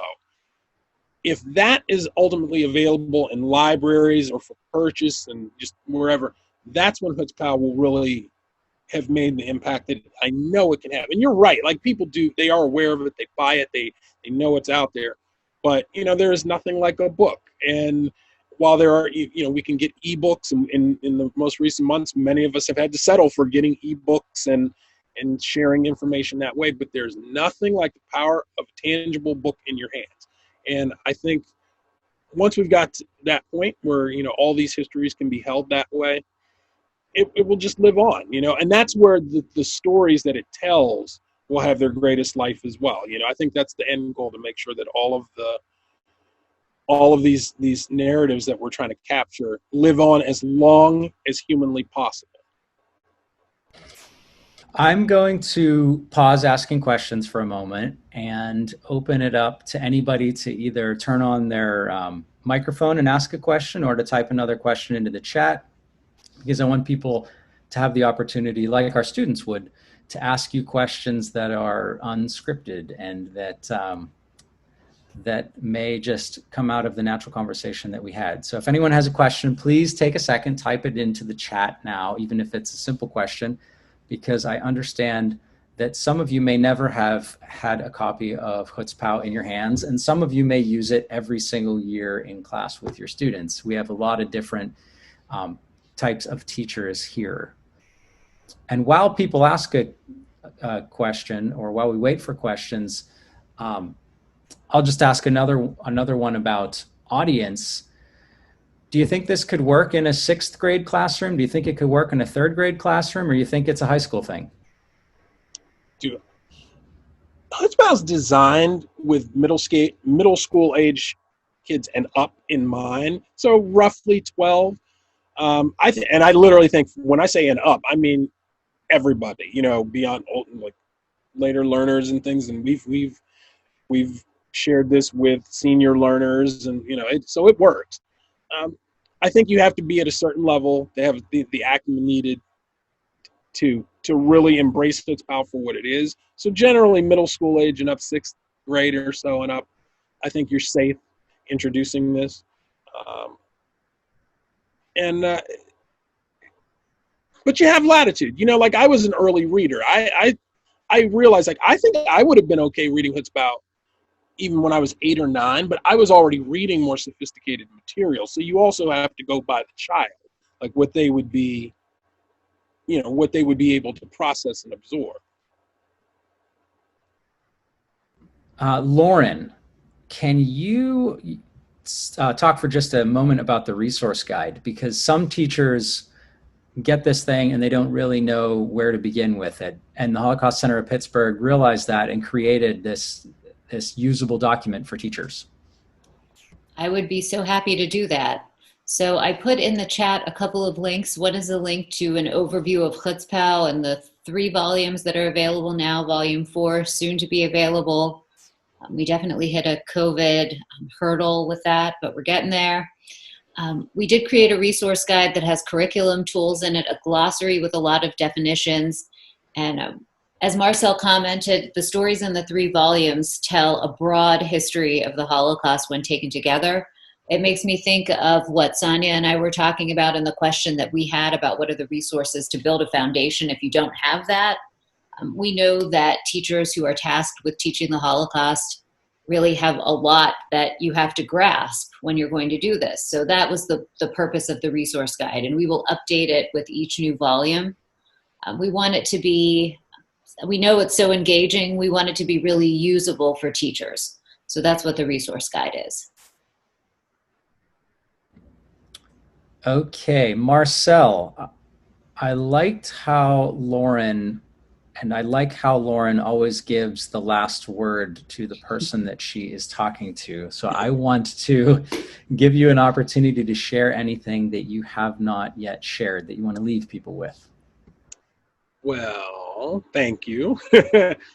We can all learn a lot from Lauren, can't we?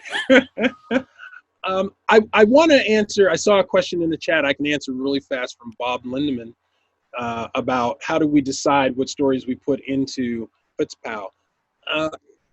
Shortest version of this, the shortest answer I can give is, every issue, every volume is thematic, and it is a process. Like, we start with a largish pool of stories. We just start collecting narratives, and then we really try to refine it, like what stories really speak to the heart of what we're trying to do. And it's team decisions, and some stories leap out and you just know that story has to be included no matter what. Other ones, there's more of a debate process, and some, you can't use them all. Sometimes it's almost a little painful what you can't include.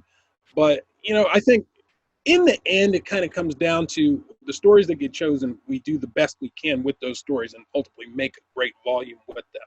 So, even if we would never really do this, but if we just pick X number of stories blindly and said, okay, these are going to be our stories, I think we could make that work.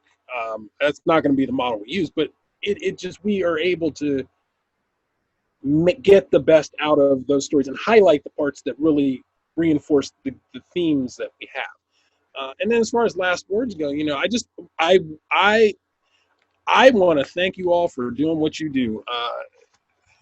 It is no easy task being an educator at any age and any range. And right now, everybody's being pressed into service in a way nobody has before, certainly not in my lifetime. And I just want to thank you all in advance for all the work you're doing, all the work you will be doing. I want to let you know I'm going to be praying for you. I'm going to let you know that I'm certainly available as part of our staff at the Holocaust Center. And this is a remarkable team I work with. That's the note I'll end on. I work with the best team I could ever hope to work with.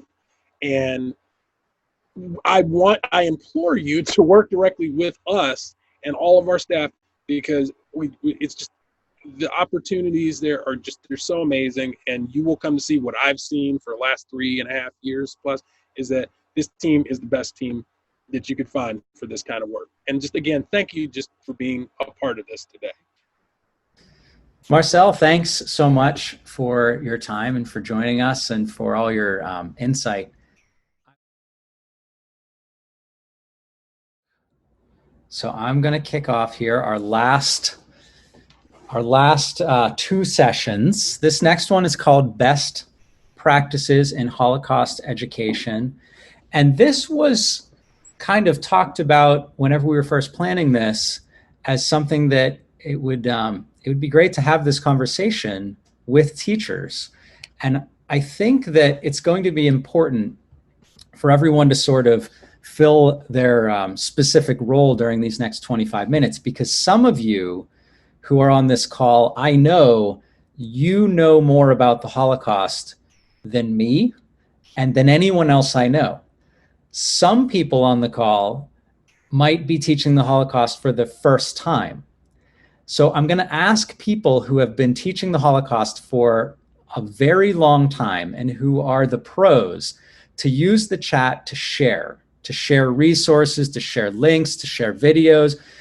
There's no way I'm going to cover everything when it comes to best practices in Holocaust education. And for those of you that are new to teaching the Holocaust, your role is to pose questions. What happens when this happens? What happens when students ask me this? What about this? What about that? So that's what I'd like you to do. If you know a lot of this information, please share what I don't say. And if you don't know a lot of this information, please don't hesitate to ask questions. So I'll just get right into it. Whether it's one class period, whether it's a week, whether it's a semester, it's impossible to cover all the content of any historical event, especially the Holocaust. But you can cover the basics, and more importantly, you can spark interest that will lead students down a path of further study. There's no single right way to teach something like the Holocaust. I've said this before, but there sure are a lot of wrong ways to teach something like the Holocaust. Having taught this subject since 2006, sometimes with 10 sections a year, I can admit I've made many, many mistakes, and any insights I have today that I'm going to share with you were learned the hard way. I've made the errors, I've taught incorrect information, made incorrect assumptions, I've prioritized the wrong points, I've oversimplified, but I've grown and I've gotten better with each mistake. My intention is to help you skip a few steps if you're new to this, allowing you to avoid some of the mistakes that I've made, and to connect you to individuals, possibly ones on this call, and organizations that'll help you teach what's referred to as quality Holocaust education in what's known as an emotionally honest classroom. This session is going to be in the form of frequently asked questions. So first, I'm going to start with several that I have been asked myself, or several that I asked people when I started teaching the Holocaust. Then I'll look to the chat, and maybe Lauren can help me look to the chat. And whatever time we have remaining, I'll try to answer any questions that you type, or maybe Lauren can answer those questions, or other individuals who are on this call that I know are pros.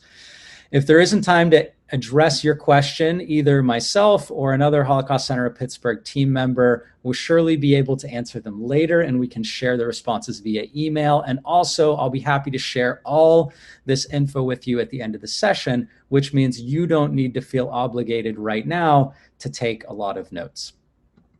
I'm going to share my screen so that you can follow along here.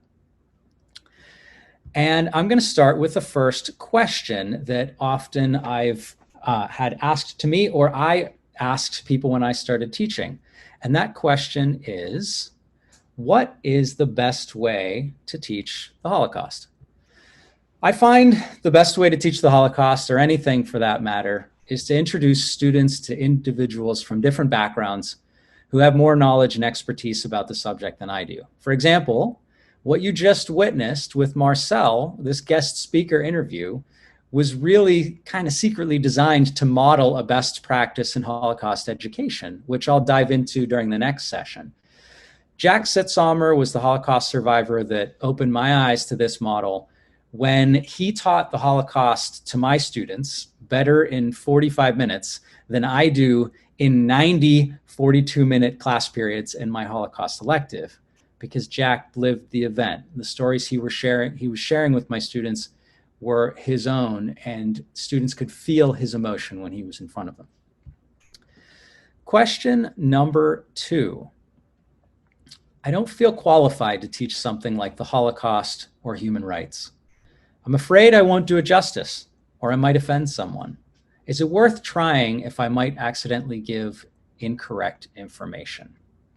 I heard a quote the other day from a mentor of mine at the U.S. Holocaust Memorial Museum. She said, "Fear of getting it wrong should not stop us from trying." That's what great teachers do in the classroom. They try, and when they fail, they try again. And her quote continued. She said, they fail and they try again, and then they fail again and they try again, and then they try something new again and they fail again, and so on and so forth. You will probably never be an expert on the Holocaust, and neither will I. And that's okay. And you have to take a moment to think about that, because if I think about the math teachers in my school, a lot of them would say that they are experts at their specific subject. They are experts at the quadratic formula. They're experts at the Pythagorean theorem. They can claim to be an expert at their subject, while I can never claim to be an expert in the Holocaust. I can claim that I've studied it for a long time, and I can claim that I know more than my students, but I cannot claim to be an expert. What we can do then is just do our best. And unfortunately, we'll never really truly understand it. The Holocaust or any genocide are just too gigantic to ever really truly understand this. So if we're honest with our students day one about this, they'll see that they're taking this journey together with us.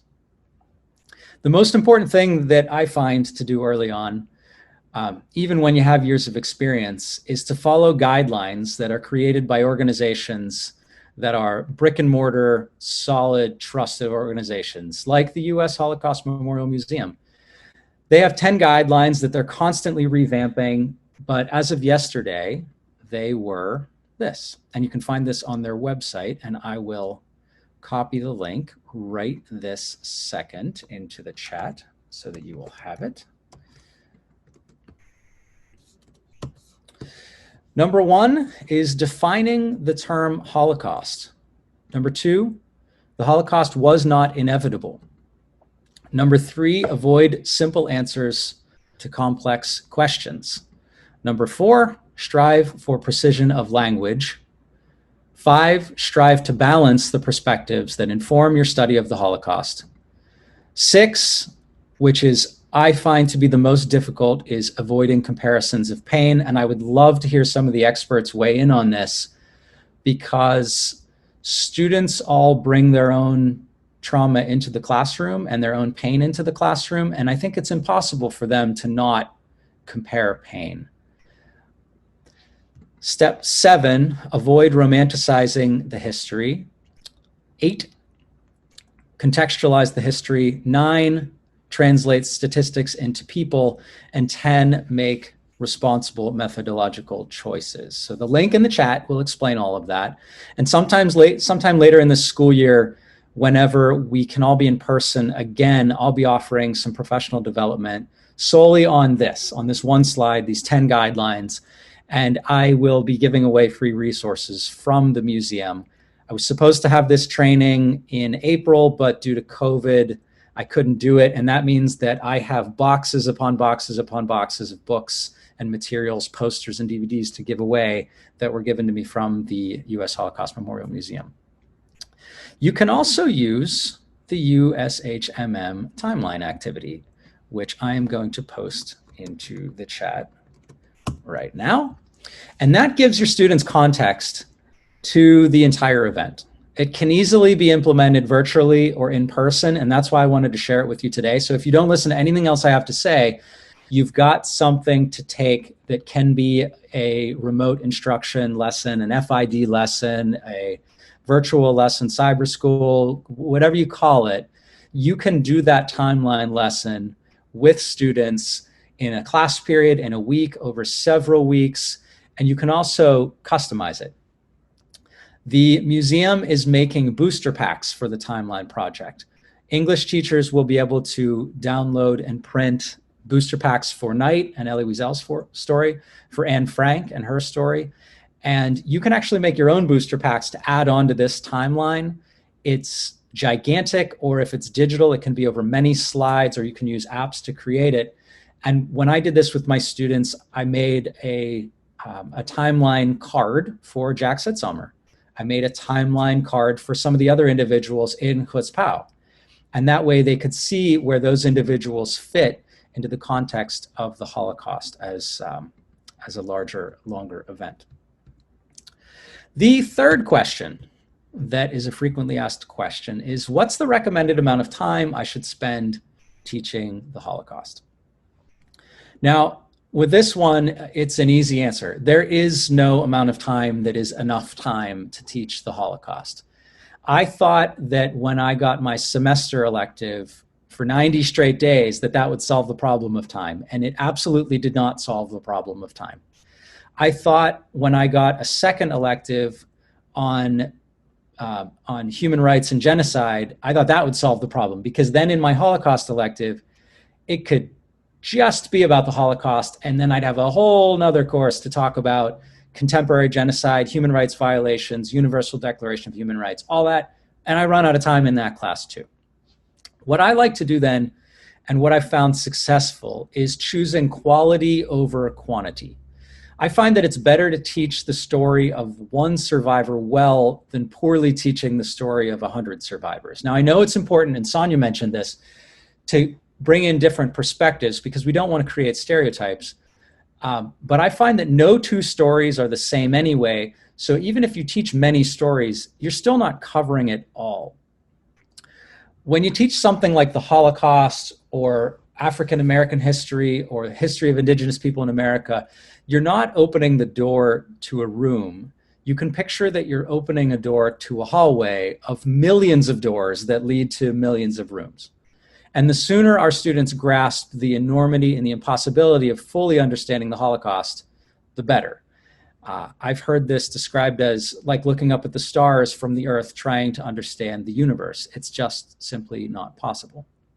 And also, I've heard this discussed earlier today, despite what some parents or community members may argue, the Holocaust is not just Jewish history, it's human history. And although it is important to be sensitive to the fact that, and this is another quote that's not mine, that while not all victims were Jews, all Jews were victims. Furthermore, what I've learned over the years that I never knew when I started teaching this is that anti-Semitism, though dating back centuries, is still a current event.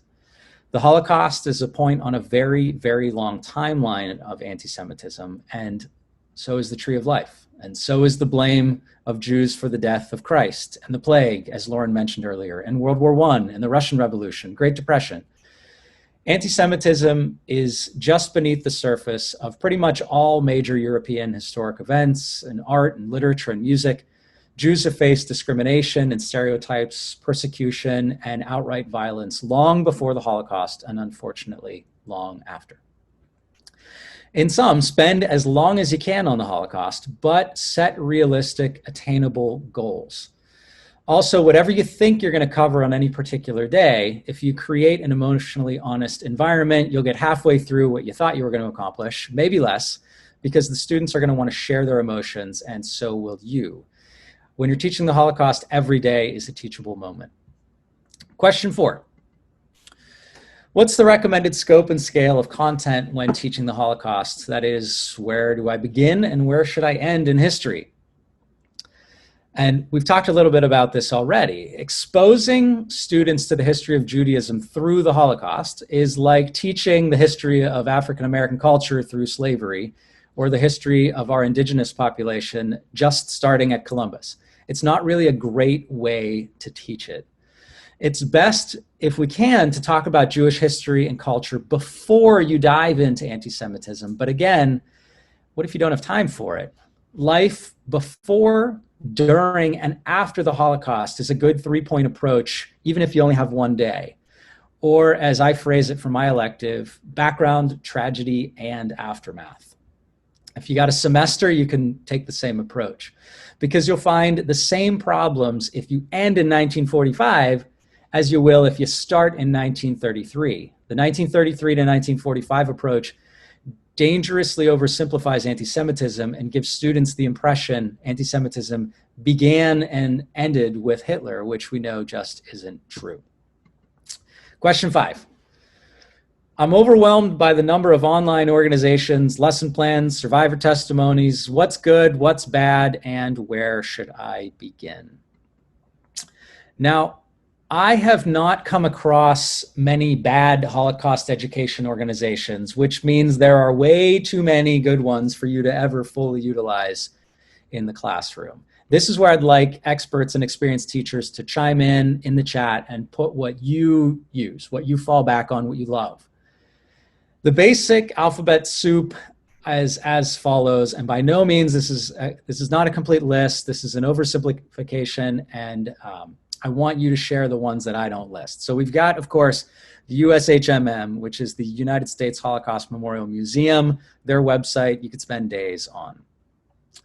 Next up, of course, is our Holocaust Center of Pittsburgh. And what I never realized when I first started studying the Holocaust and teaching the Holocaust is that there are a lot of Holocaust centers and Holocaust and human rights museums around the country. And I started hearing all these acronyms, and I had no idea what they meant. So first it was LA MOTH, which is the Los Angeles Museum of the Holocaust in California. Then it was the DHHRM that I started seeing show up, which is the Dallas Holocaust and Human Rights Museum. Then it was Candles, which is in Indiana. And it goes on and on and on. It's like Steelers bars whenever you're traveling. There's a Holocaust and Human Rights Museum everywhere. And you really got to dig into the one that's closest to home, which I'll talk about momentarily. We also have in Pittsburgh an organization called Classrooms Without Borders that has a mission to get teachers out of the classroom, to send them on trips. Some of you may have been on some of these Classrooms Without Borders trips, and everything I've heard is that they absolutely change your life. And if you've not met Sippy yet, she is a force in this city, and you really have to connect with her. They offer a lot of professional development surrounding the Holocaust, genocide, human rights. Next up is TWR, or Together We Remember, which is dedicated to transforming remembrance into action and memory of the Holocaust, and also to ending genocide. It was started by the grandson of 4 Holocaust survivors. The annual focus is really surrounding the month of April, which is also known as Genocide Awareness Month, which also happens to be the month of Yom HaShoah, or Holocaust Remembrance Day. You will hear a lot about TWR programming leading into the winter and preparing for the spring, because we are starting to do TWR programs in Pittsburgh through the Holocaust Center of Pittsburgh. Next up is the JFR, which is the Jewish Foundation for the Righteous. And if you don't know, righteous refers to the thousands of non-Jews who rescued Jews during the Holocaust, often at a risk to their own lives or the lives of their families. The JFR is based out of New York City and run by a woman named Stanley Stahl, who offers professional development for educators to go to New York City and study at Columbia University. Next up, which a lot of us have probably heard of and use, is USC Shoah, which is the University of Southern California Shoah or Holocaust Foundation. And if you're new to this, Shoah is the Hebrew word for catastrophe, so anything Shoah is going to be Holocaust related. If you want video testimony or connection to other genocides, it's a great place to start. Loads of professional development, countless hours of survivor testimony you can use in the classroom. Yad Vashem is up next. It's not an acronym, but it's still extremely important. It's Israel's Holocaust Memorial Museum. They offer loads of professional development online and in person. One of my favorites is up next. It's Yahad Enunim, or Action Yazidi. And these are both organizations run by a guy named Father Patrick Dubois.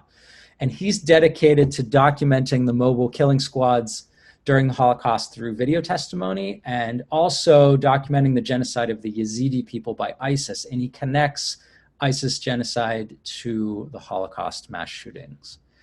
Next up is Echoes and Reflections, or ECHOES, which is really canned turnkey curriculum if you don't know where to begin.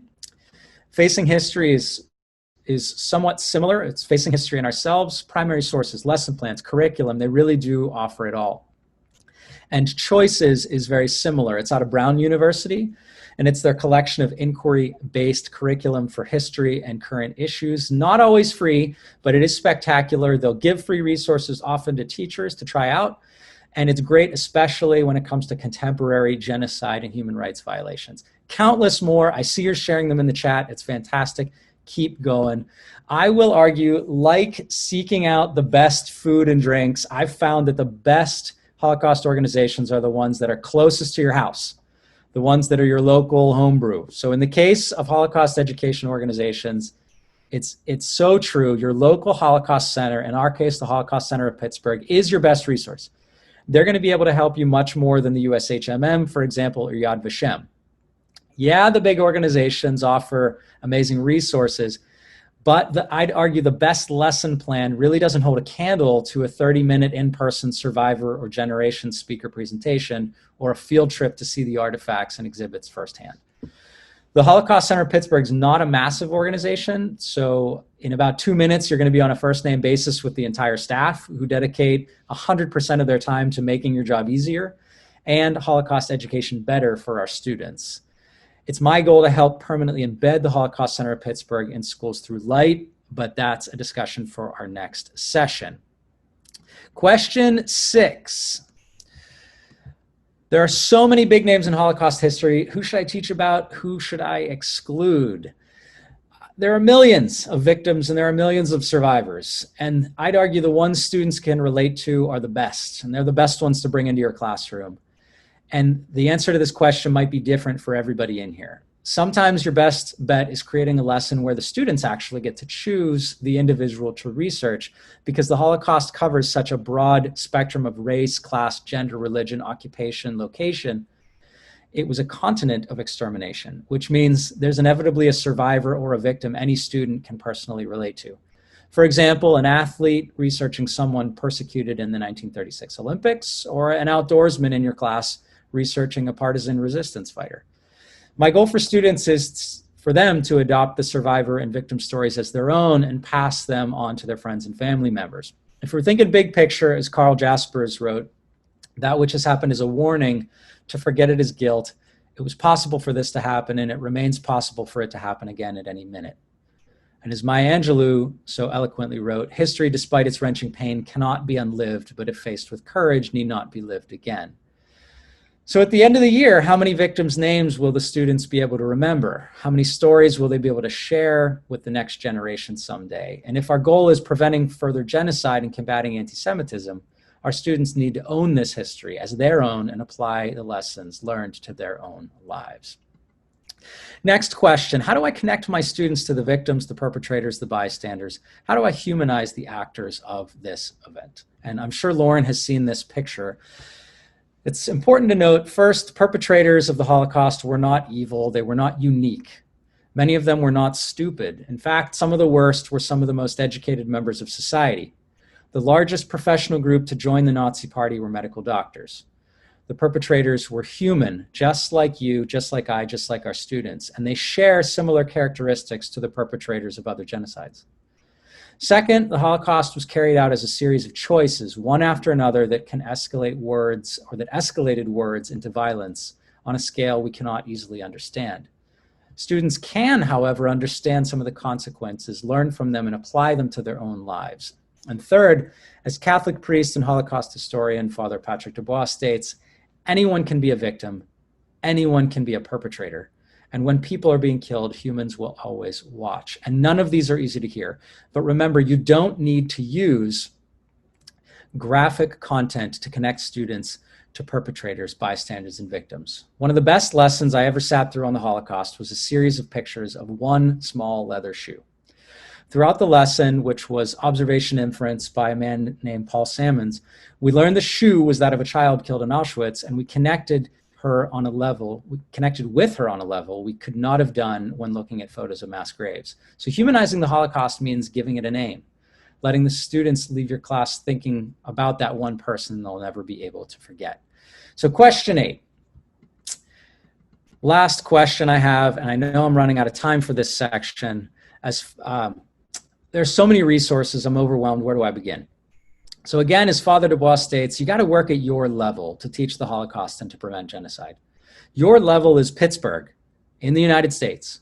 So you got to work through Pittsburgh organizations first, using their resources, because you can personally connect to the individuals who created them.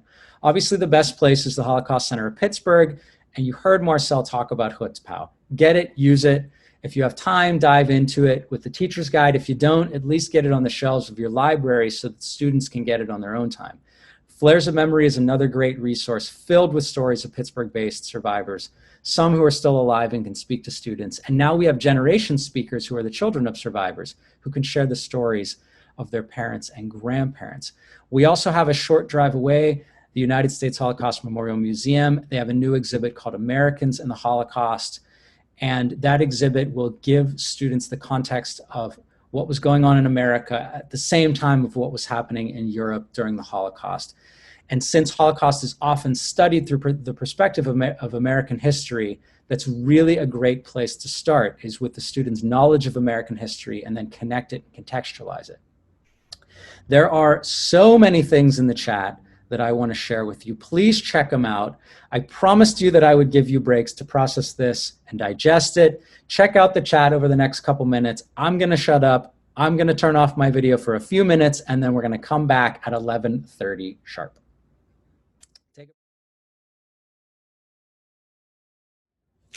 Welcome back, everyone.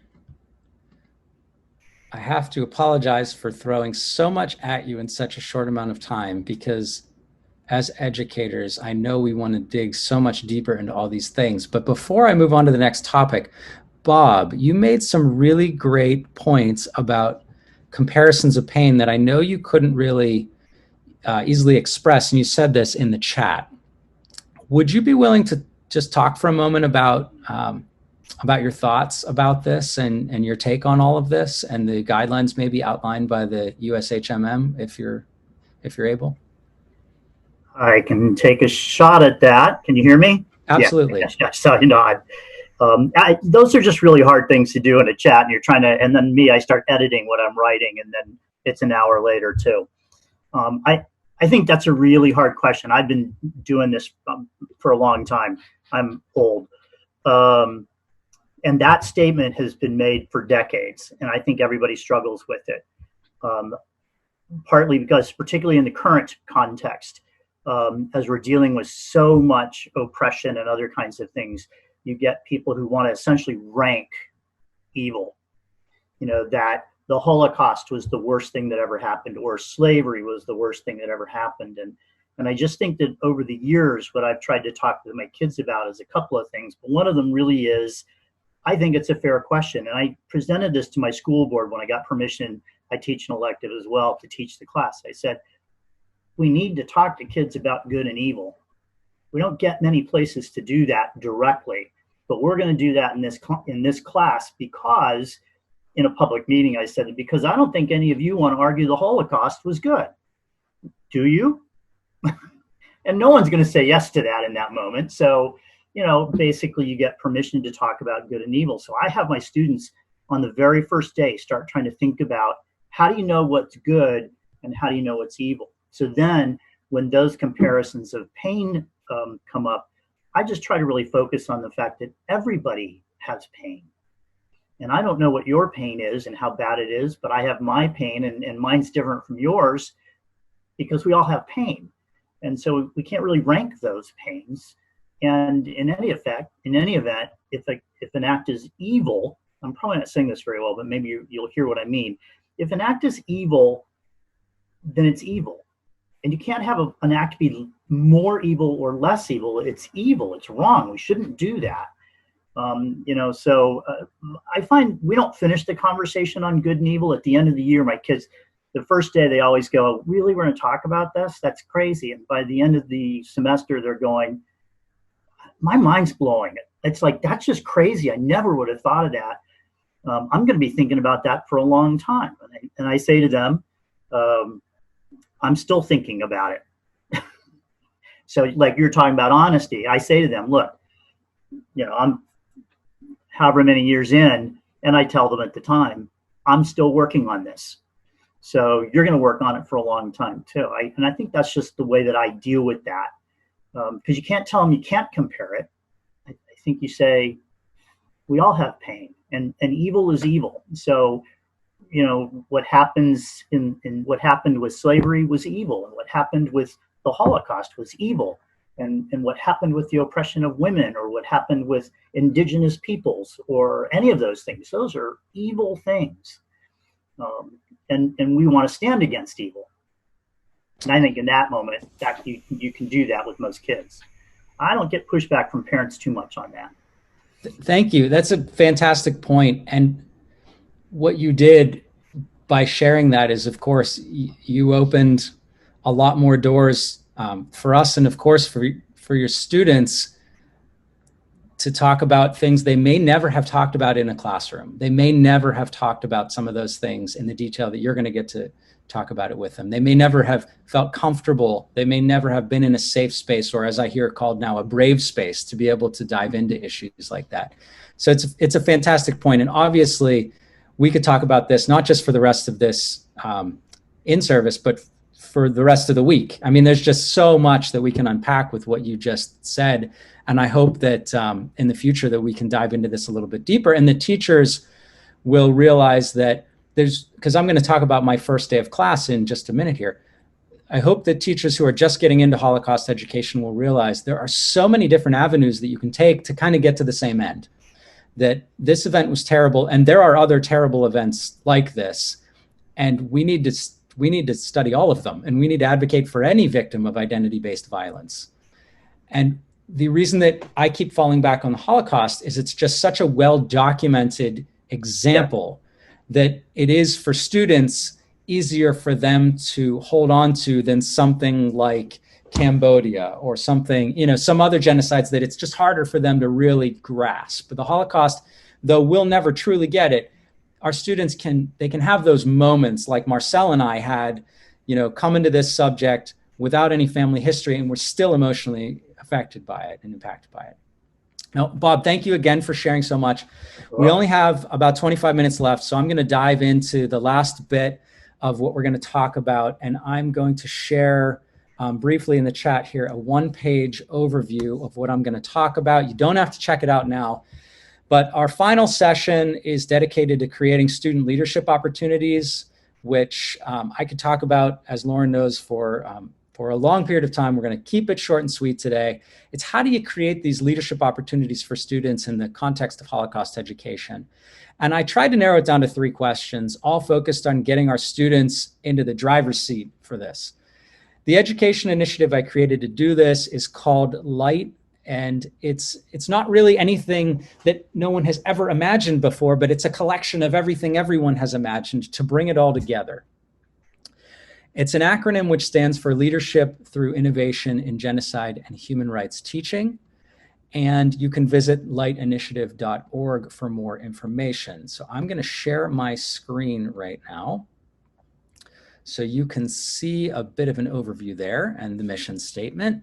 And I'm just going to barely scratch the surface of this. My goal when I created this was really just to leave my school district with something after I was gone, because I knew that I had become a good Holocaust educator through my professional development with organizations like the Holocaust Center of Pittsburgh. And I was worried about what happens if I get reassigned? What happens if I quit? What happens if I die tomorrow? All that work that has been invested into me being a good Holocaust educator in my school district gets lost. And I wanted to create a permanent home for it. I wanted to create something that inspired and prepared and empowered our students for leadership roles in Holocaust, genocide, human rights, education, remembrance, and advocacy. And it was there when I was gone, and that somebody else could pick up where I left off. I'll skip the student testimonials for right now and go straight to it. LIGHT is 3 tiers. First, it's creating these humanities maker spaces in schools. It's engaging students in LIGHT programming, which really bridges the gap between education and action. And I see it as the yin to the yang of STEM or STEAM or STREAM, depending on if you add religion to that in your schools. And third, a LIGHT coordinator is this person in the school who facilitates this programming, runs the space. Really, it gives a teacher in your school the time to do what we know is difficult. And it gives them the backing of an organization. LIGHT centers, I created one at Shaler, and I'm creating a lot more around the region. They are these spaces that are just dedicated fully to Holocaust, genocide, and human rights education, to research, to remembrance, to advocacy.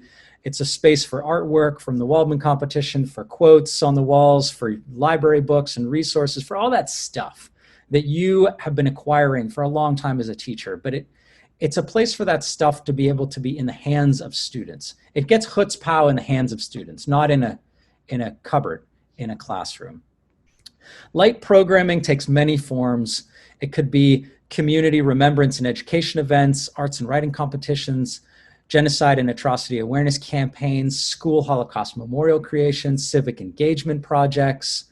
It could be evenings of Holocaust remembrance and education, which I had at Shaler, which is basically like a program for adults in the community to learn for the first time about the Holocaust or other genocides or human rights violations.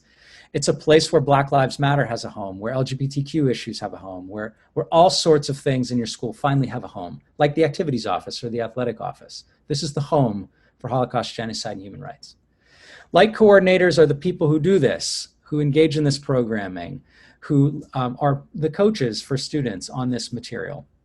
And my last slide about this, keeping it very short, sweet, to the point, is that in 2021, Shaler is the model LIGHT center for the region, but I have $25,000 that I am awarding in LIGHT grants through the Holocaust Center of Pittsburgh to 14 school districts in 5 counties to build and grow LIGHT. And that's through the generous donations from the Grable Foundation, the Steel Tree Fund of the Jewish Foundation of Greater Pittsburgh, the Heinz Endowments, and of course the Holocaust Center of Pittsburgh. We've got a new LIGHT network of extraordinary educators that you'll all be invited to be a part of. And we have a year of exciting coordinated opportunities and professional development for educators in collaboration with the Holocaust Center of Pittsburgh. Now, this isn't just about LIGHT. This is about how we can create these leadership opportunities. Now, the basic goal of Light is to incentivize Holocaust, genocide, and human rights education, following that STEM model that we've seen so successful.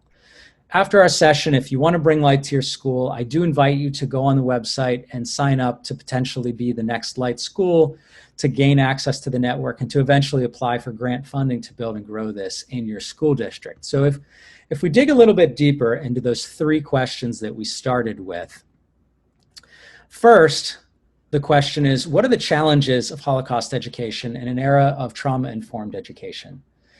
Now, after writing a book on the Einsatzgruppen, the mobile killing squads who were tasked with pacifying the population after the Nazi invasion of the former Soviet Union, and also given the job of shooting all the Jews and Gypsies they encountered, historian Richard Rhodes said, "The fact is, to study the Holocaust in any of its aspects is to be traumatized.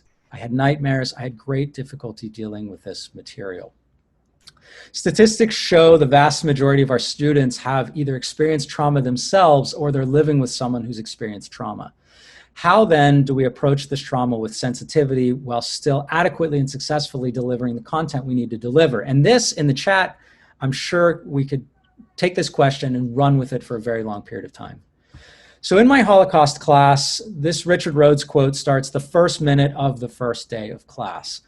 We begin with an honest discussion about the painful nature of any deep dive into the Holocaust, and we talk about trauma, the trauma of the survivors, but also the trauma sparked or created by those who even read about the Holocaust.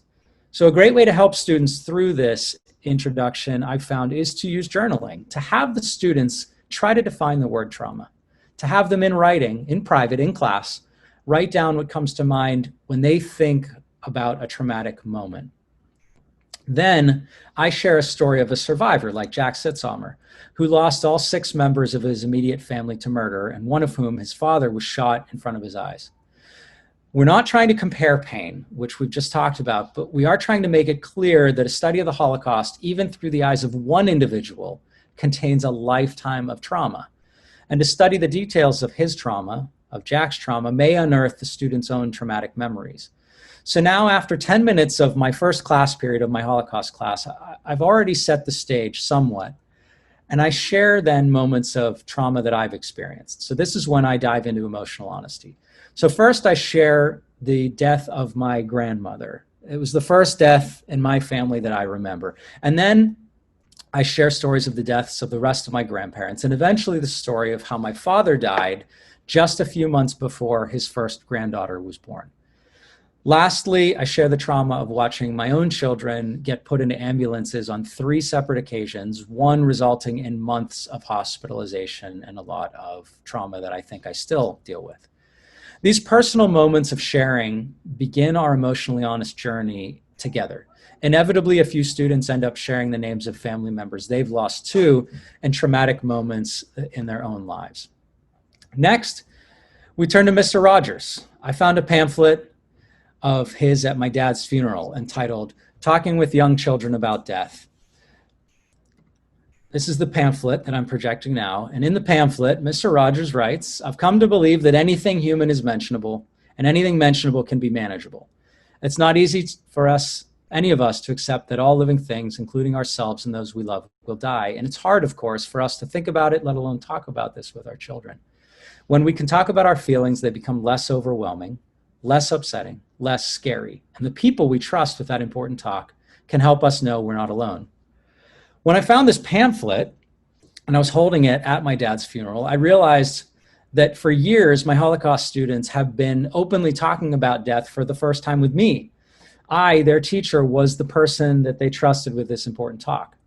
And obviously, I hope my students' parents talk with them about death, but we can never assume that that's happening at home, nor can we even assume that our students have parents, which means a study of the Holocaust in every class with every student is going to be different. And it's going to be very difficult for some students, but a delicate, methodical approach may give them comfort in the feeling that they're not alone. Also, a study of the Holocaust may actually give them hope, as many survivors are the most hopeful, optimistic people that I've ever met, and their stories of resilience, as I talked about before, are absolutely extraordinary. The second question is, how can we inspire, prepare, and empower students in person or online to face challenges in our schools and communities? As educators, I see one of our key roles as creating what I've heard a fellow teacher call culminating experience curricular anchor points. You can take that as the most jargony of jargon you've ever heard. Again, culminating experience curricular anchor points for students. These are moments we built up to within curriculum for maybe days or weeks or sometimes years. Moments they're never going to forget, like meeting their first Holocaust survivor, or in my case, it was meeting my first Rwandan genocide survivor when I was in 11th grade. I'm never going to forget seeing him missing an arm and hearing him share his trauma about losing his arm and losing his family. His story became my story. And now as a teacher, I see countless opportunities for our students to not only find inspiration in these moments, but I see them using their STEM skills to plan these types of culminating anchor points. I see this generation of students as the creators of content, not just the consumers like a lot of us were whenever we were in school. So we can inspire our students through stories of the Holocaust, then prepare them to be true leaders in their community by nurturing and coaching them through the planning of impactful school and community events. We empower them by teaching them they can be the agents of change right now, not later. Now, my last question for today is,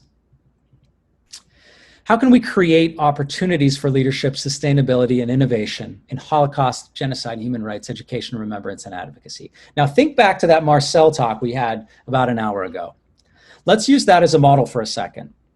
And let's recreate that experience in your own classroom. So now you've got to start to think about your kids, your environment, your room, your building. Take it a step farther. Your students could have conducted that interview like I did. They could have conducted it online or in person. Your students could have been the ones asking the questions to Marcel, prepared by the class as a whole in advance. To prepare these questions, your students would have needed to do research on Hutzpah, probably read it. They would have needed to research the Holocaust Center of Pittsburgh and Marcel. They would have had to create a rough draft of questions with you, proofread them together, choose the best, select somebody to be the one interviewing, and then practice public speaking to prepare for that interview. Then you could have added video recording or photography to the component of this interview. You could have added social media promotion. You could even have your students take charge of the correspondence with the Holocaust Center of Pittsburgh and with Marcel as a lesson in professional communication. You could involve the school newspaper. You could possibly involve more classes to be an audience for a larger presentation. Or it could have been an evening event open to parents and community members, possibly as a panel discussion with several local artists. I can't tell you how many amazing presentations I did, and my students said, "Man, I wish my parents could have seen that." And I went, "Why didn't I let your parents see that? That's my fault." Our role as Holocaust educators is no longer this sage on the stage role, but as their coach, supporting our students through the planning of school and community events, of social justice campaigns, memorial creations, arts and writing competitions, you name it. Our students now have the potential and the tools to do it, and we can help them. This approach I call LIGHT, which again is leadership through innovation and genocide and human rights teaching.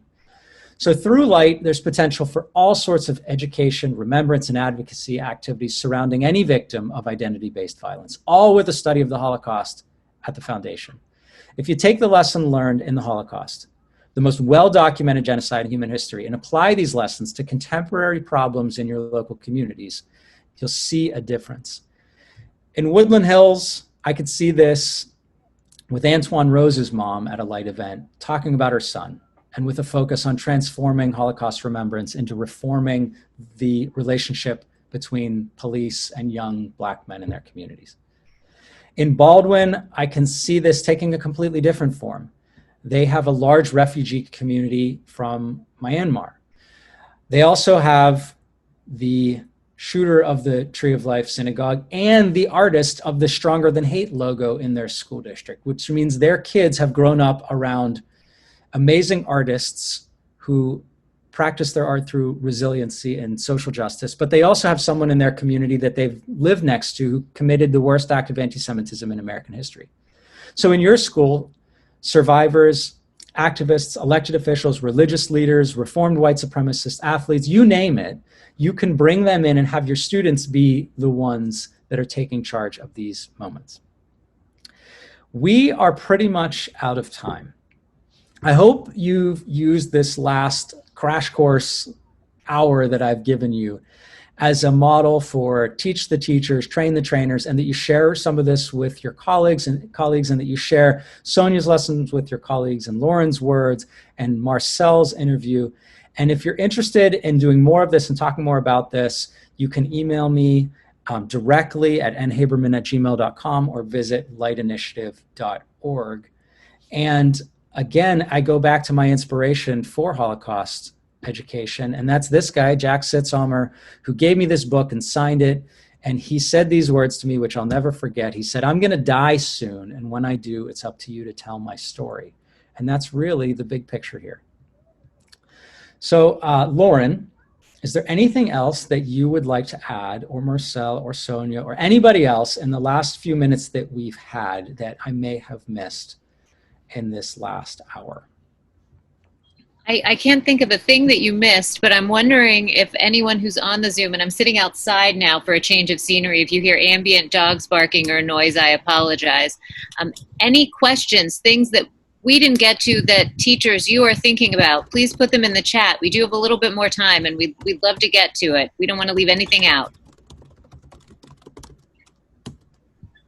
There will be a lot of opportunities to learn more about the Light Initiative. We're very excited that Nick is working with us half-time now, and part of what we're doing is spreading this initiative. He said 5 counties and growing, but we are focusing locally. So Nick recommended that you work with us, you work with your local resources. I endorse that. I also say act at your level all the time. This is the lasting message from Father Patrick Dubois, and I come back to it often. So Light is in 5 counties now, and it will grow because I think of our region as large. So Western PA, we could be in Eastern Ohio, we could be in Northern West Virginia. We'll see. We're very open-minded about that. And when I think about Light, I say that it embeds Holocaust education in a school, and it changes the culture of the school, and it changes the culture of the community as well. Some of my favorite reactions from parents are whenever parents come in, and I went to Shaler, my family's lived in Shaler forever, and Etna, and I know the community does not have a lot of experience learning about the Holocaust or a lot of things. And I know my community has a problem with white supremacy and with anti-Semitism and with racism. And a community member came up to me and said, "When are you doing another one of those Holocaust things? I had never learned about any of that before." And that's really what it's all about, is we're empowering our students to be the ones teaching the community members and giving them opportunities to do this. And the thing about Light is that a lot of you are doing this already. I'm not claiming that I've created this. What I'm trying to do is create a network where we don't operate in silos anymore, and where the resources that we have, especially the amazing resources that we have in Pittsburgh, have a home in your school. And another example is on this call, we have Barbara Burston, who is one of the, I don't even want to say Pennsylvania. She is one of the experts in the history of America and the Holocaust, and especially the expert in our city in Pittsburgh's experience with the history of Jews in Pittsburgh and the history of the Holocaust in Pittsburgh.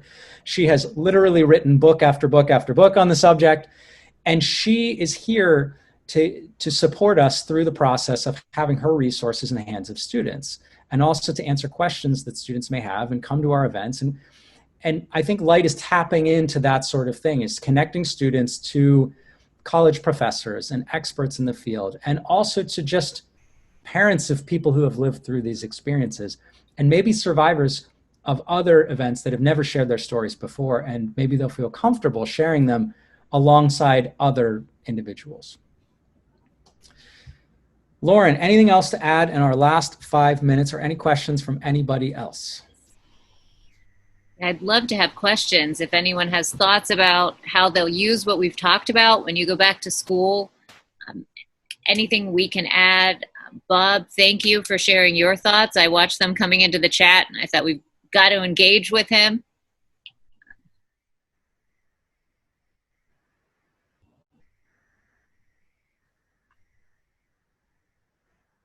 We have to be comfortable with silence. That's a lesson I learned when I was in graduate school.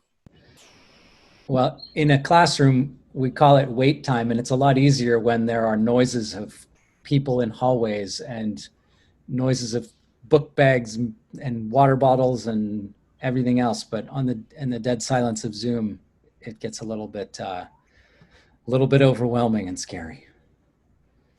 So please follow what we've put in the chat there. It's really a rich chat. We're going to save it. We'll share it. Oh, Lauren, brilliant question. What's your vision for what light will look like during this upcoming COVID school year, where we might actually be at school, but students may not be able to get together? You know what is great about this and about coming to light now is that we've already tried it. We've experienced this already. We had amazing programs planned for April. They all got canceled. They all got moved to being virtual programs. Overnight, we had to completely change our entire approach, and it's actually worked. Because if you think about it, who do you know who is better at social media and digital communication than your students? They are the experts in staying in contact with one another and knowing about what's going on and having their pulse on really the community. So what we can do as their light coordinators and through light programming is I often just say it very simply. We can teach them how to use this social media for good and not for evil, because we know how narcissistic it gets sometimes with them. And I would argue it's just because they don't have anything else to talk about. But whenever I give students light, I see them using social media to start to engage in social justice and start to engage in Holocaust remembrance. And this is the one slide that I didn't project, which was words of students.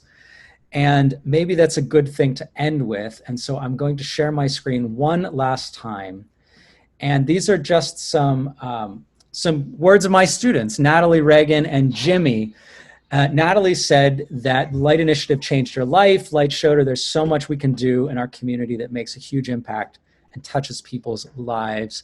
Reagan said being a part of Light gave me a sense of purpose and pride, and I could watch as my hard work paid off in ways far greater than grades. And lastly, the lessons I learned through Light transcended my high school career. I've used examples in my work with Light on employment applications as well as academic papers in college.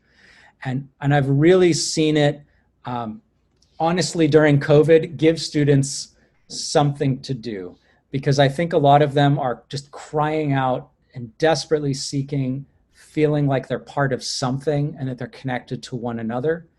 And Light just connects them to one another. So what we're going to do this year is connect Light schools to one another, Light students to one another from other school districts, and hopefully, and as Lauren just said, help show those students how they can connect then to their school board members, to their community.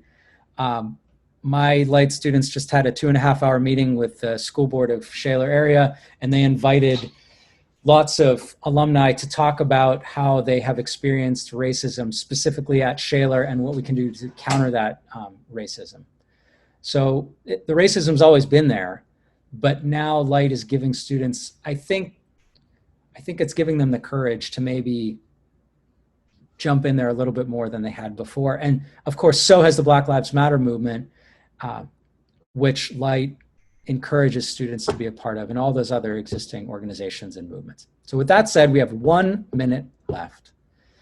Thank you. It's the summer. If nobody signed up, I would have said, you know what, it's the summer, I understand. So it's every single one of you who's on this call, thank you personally. It's amazing that you've taken the time to do this and to join us and to invest in this. It is heavy content for a summer day. And I know that you have a lot to process and think about, but this isn't the last professional development on this or from the Holocaust Center of Pittsburgh.